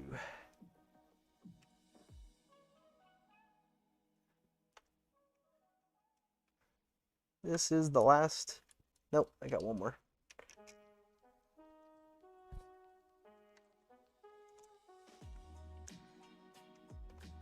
I am still worried about this GPU though. Not gonna lie, it is right up on that glass. I think it's gonna be a problem. It's too big.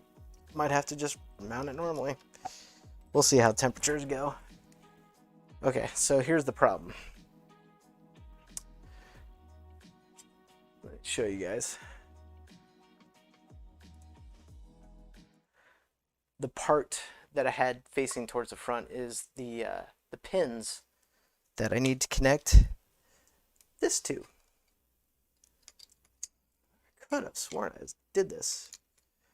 Guess I did not.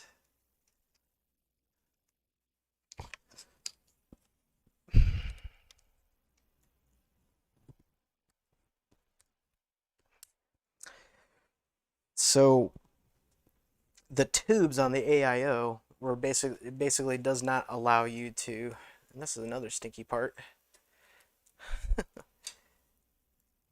I know this is a common problem with these fans, is the way that this power lead connects causes kind of cable orientation issues, as we already ran into once, but at least it's gonna work. And we're nearly there. I'll get that back one plugged in, because might as well. All right. And to save time, I'm just going to thread in only 4 screws here. Not 12. I don't know why I did. Yeah, I explained why I did 12 earlier. It'll be fine. For now.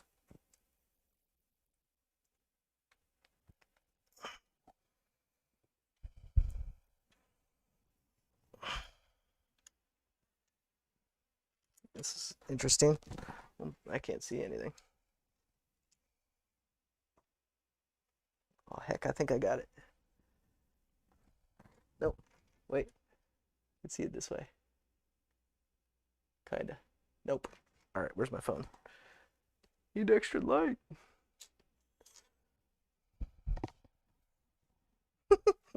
There it is. Okay.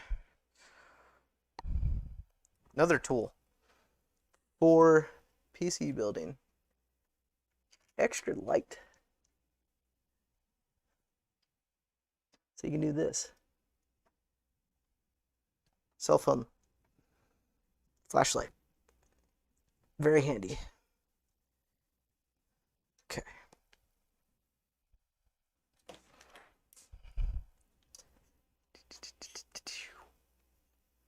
One and two.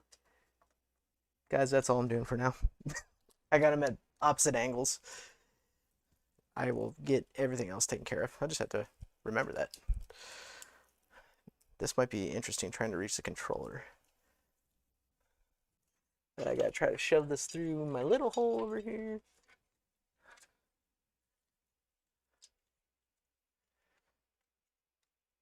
Just doing it by feel.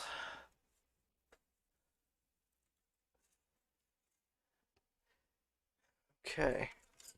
That is, well, it'll reach the controller. In a way. May have to end up actually running 2 controllers. Which should be fine. But this will reach. Oh wait, that's not the controller. Oh, this one. Let's install this back fan real quick.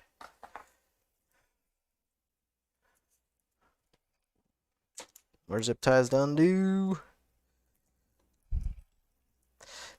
This is definitely where PC building goes the extra mile in terms of time consumption, is when you're doing all these finicky things, unnecessary things. Like this, I don't need to run 11 fans in this case. But why not? Got to. Gotta make it look beautiful. RGB, all the things, guys.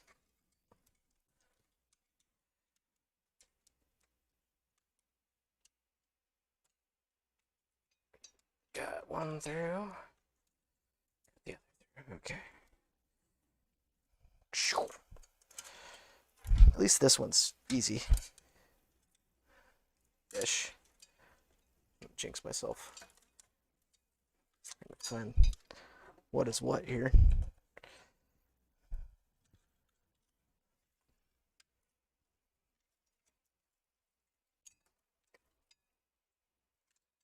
Man. Realizing I could easily confuse what is what here. Okay, that is the back one. Zone 4, as we called it. And we'll just throw just a couple screws on. Should have some. I know we'll have plenty of fan screws. Here's some. Get that back fan on. Just gonna do a couple. Not doing everything. Just drop that one on the floor. Nice. Oh yeah, by the way, you can't call yourself a PC builder unless you drop a screw with every build. If you don't drop screws, then sorry, you're not a PC builder.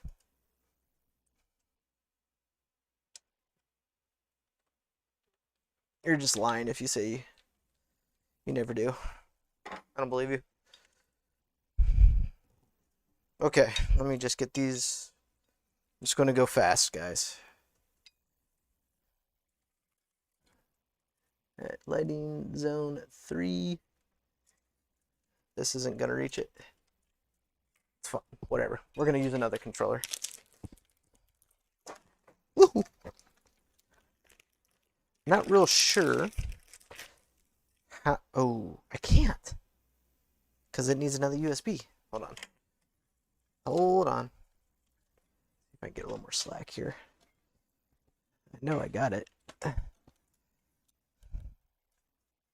This is what's causing the issues. The fans down below. Get in there. No. Not doing well for me. Oh, it might go. It might. It's at zone 3. It is zone 4. Crap. Just ain't gonna reach. I wanted that as zone 1 though. Okay, yeah, perfect. I think I accidentally unplugged other zones. Okay, zone 1. This is a disaster back here, guys. It's an absolute disaster.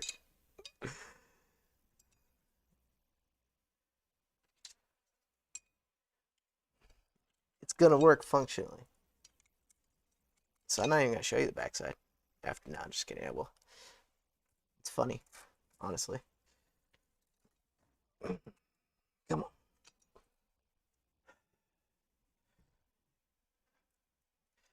It's 1. So I said 1, 2, 3, 4. Okay. Why do I have zone 4 plugged in?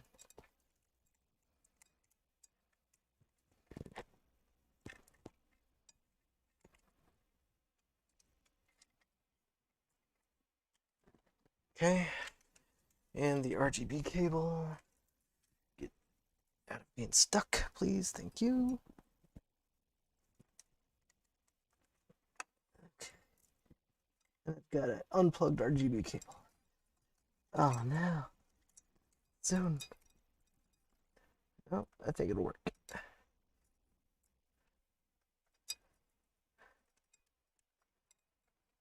Okay. Whew. All right. I think we've done it, guys. Oh, just need to run USB for this stupid thing. I mean, I don't think I need to, because that's just software control. So I'm going to YOLO it and say I don't need to. For now. Alright, guys. We are now built. Just reviewing anything I think I might be missing. I don't think so. Here we go. Just set it on there. Yeah, that'll look so much better in black. Holy crap, that'll look so much better. Yeah, I'm definitely worried about the GPU. I'll definitely have to look at that offline, but I think we've got everything.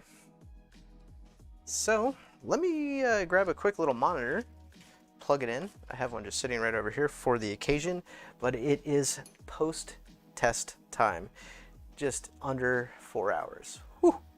Wow. Okay, so here we go, guys. I'm gonna grab a monitor real quick and we're gonna post-test it. So give me 1 second.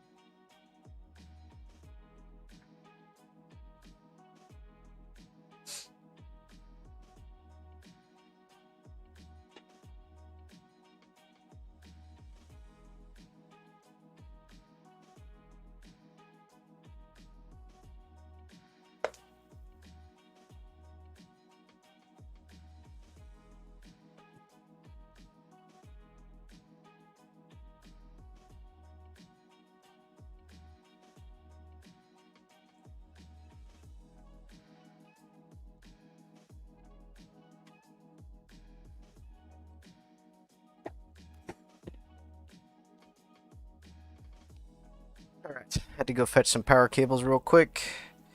Plugging in power to the power supply in the back. I just realized, unfortunately you guys aren't going to be able to see this, the stat screen isn't going to power up. I only have well, it'll power up, but we won't have any display. Wait a sec. That might be kind of cool. Should we post with the stat screen? I don't know, it's so tiny. Nah, screw it. But yeah, I only have one HDMI port on the GPU. So I'm going to sacrifice the stat screen for now to get at least a more visible post test. So I'm going to grab a keyboard too real quick just so we can get into BIOS. So one sec, hold on.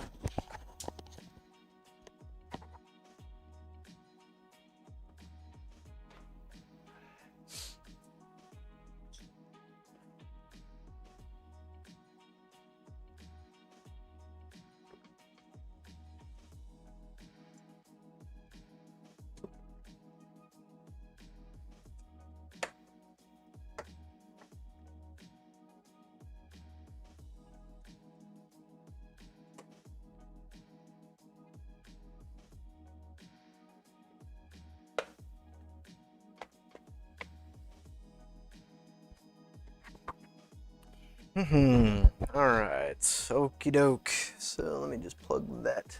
It's actually a keyboard that I had running the stream PC that's sitting next to the workbench here.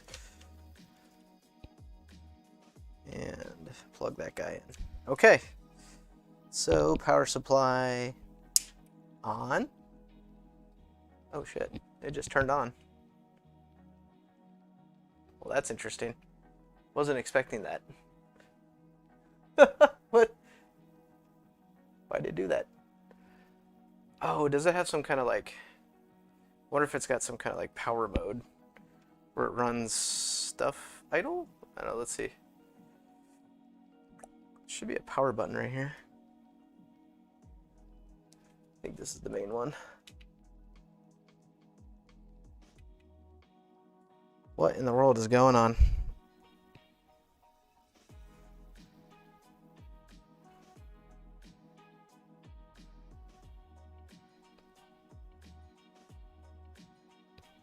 Some things are running, some are not.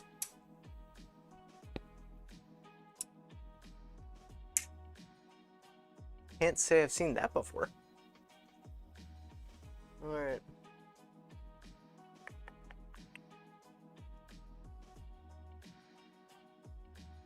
What? Try one more time. Yeah, that's weird.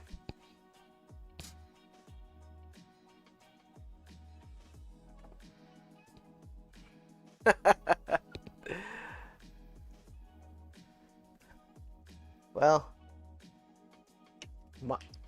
none of the fans are running. I don't know if it's yeah, the monitor's on.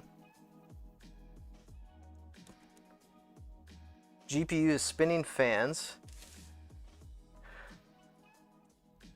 I don't have a post screen though. I got nothing. I can't believe none of the fans are... Oh wait, did I even... I think I forgot to plug in power. On the... Hold on, one more second. I need light. I need light. Let's see, let's see. Where'd I put my phone? I'm not a clean worker, guys.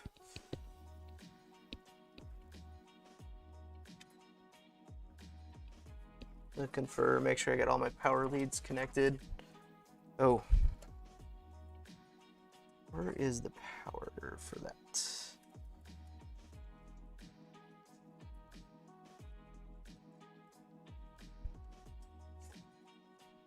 Hold on. I can't see this having an effect. I did forget to plug in the power, the SATA power for the fans. But the thing that's kind of throwing me off is it's immediately powering up as soon as I turn on the back power switch. Okay, all the fans are spinning up now. Ooh, that's kicking out some air. They're just going at full speed.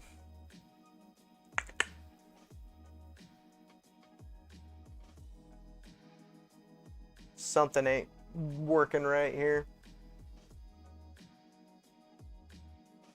I mean, it looks kind of cool. Your streamers aren't working right. Swap the 2 plugs on the controller. Yeah. Yeah, the VGA ones aren't on.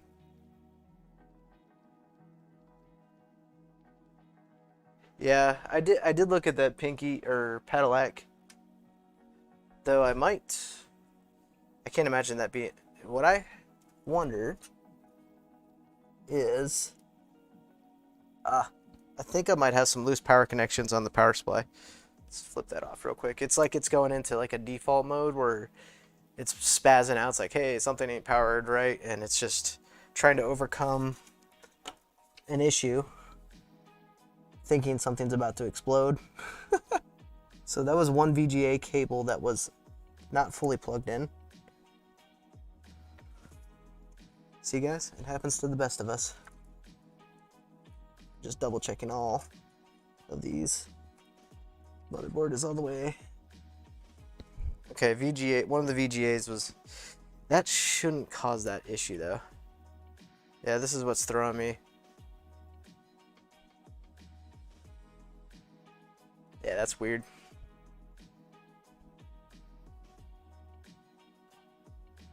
Man, I really wanted to show you guys it light up. Yeah, no video.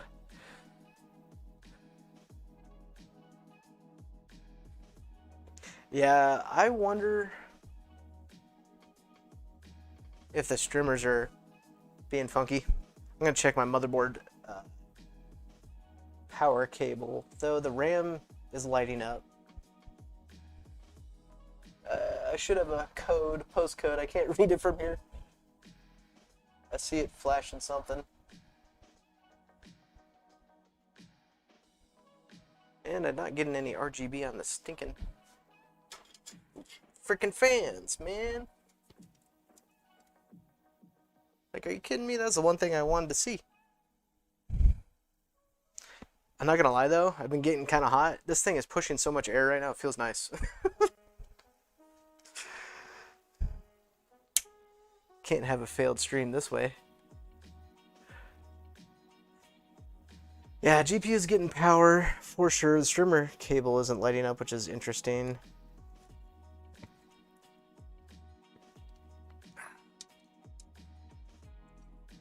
It is in without a doubt. I'm gonna pull the. I'm gonna do that. I'm pulling the front panel. I might have somehow screwed that up. I don't see how that being an issue. Look at that. I think I had something reversed. Try this. Power on from the motherboard. Okay. RAM. It's doing something.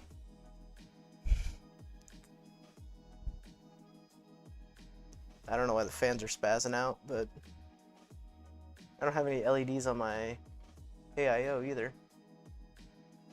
Man.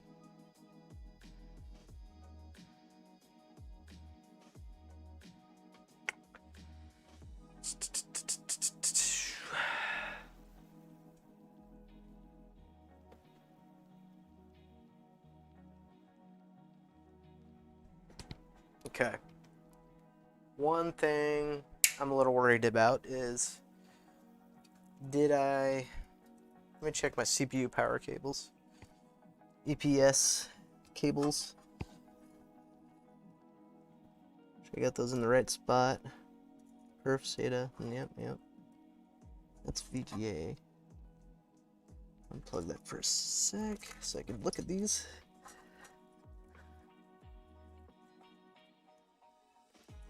That is in the right spot, no doubt. Yeah. CPU is good.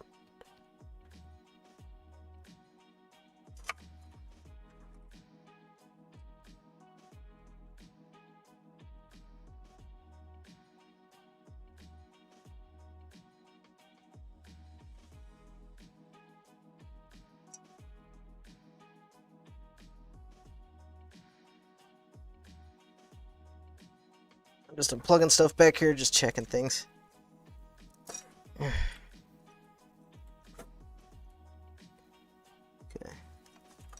This is...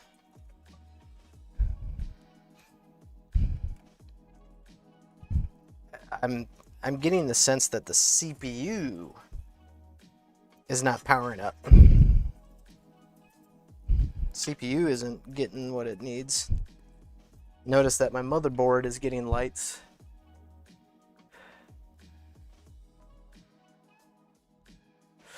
Yeah, no post yet, guys. I'm turning it on and it's going full fan speed, full ahead. Dang it, I was hoping to just be done. I'm tired, guys. I'm tired.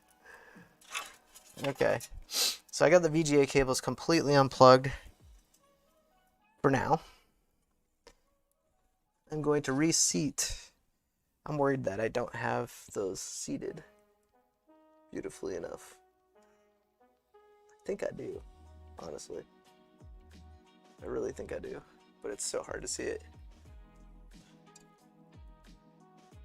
But there's no power to the socket.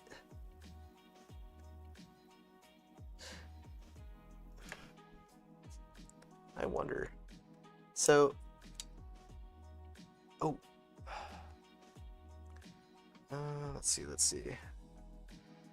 I did miss plugging in a SATA. No, wait, that's SATA. Okay, power. Is that coming from the AIO? Yes. Okay, I missed plugging in the AIO SATA. That still, I think, would just cause the pump to not spin up, maybe? Possibly why the thing is bugging out. If the system is detecting no spin on the pump, then the pump might just, it literally is just like, that's why the fans are going full blast and it's freaking out. I'm hoping that's the case. I gotta replug in some VGA cables real quick.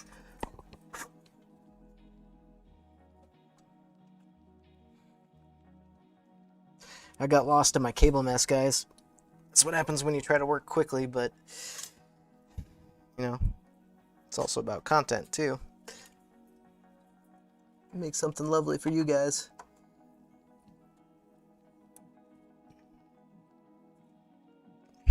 It's okay, I'll burn this PC down if this video goes viral. Just kidding. I'd rather not. Don't have an extra $5,000 to replace it. Okay, so SATA power for the pump wasn't plugged in, which also means why it doesn't have LEDs. So let's try this again. I think I did have the front panel cables messed up, which I'll fix, but luckily we had this. Okay, that's looking hopefully more promising. Still don't know why the AI or the case fans aren't spinning up. Let's see what fans are still going full blast.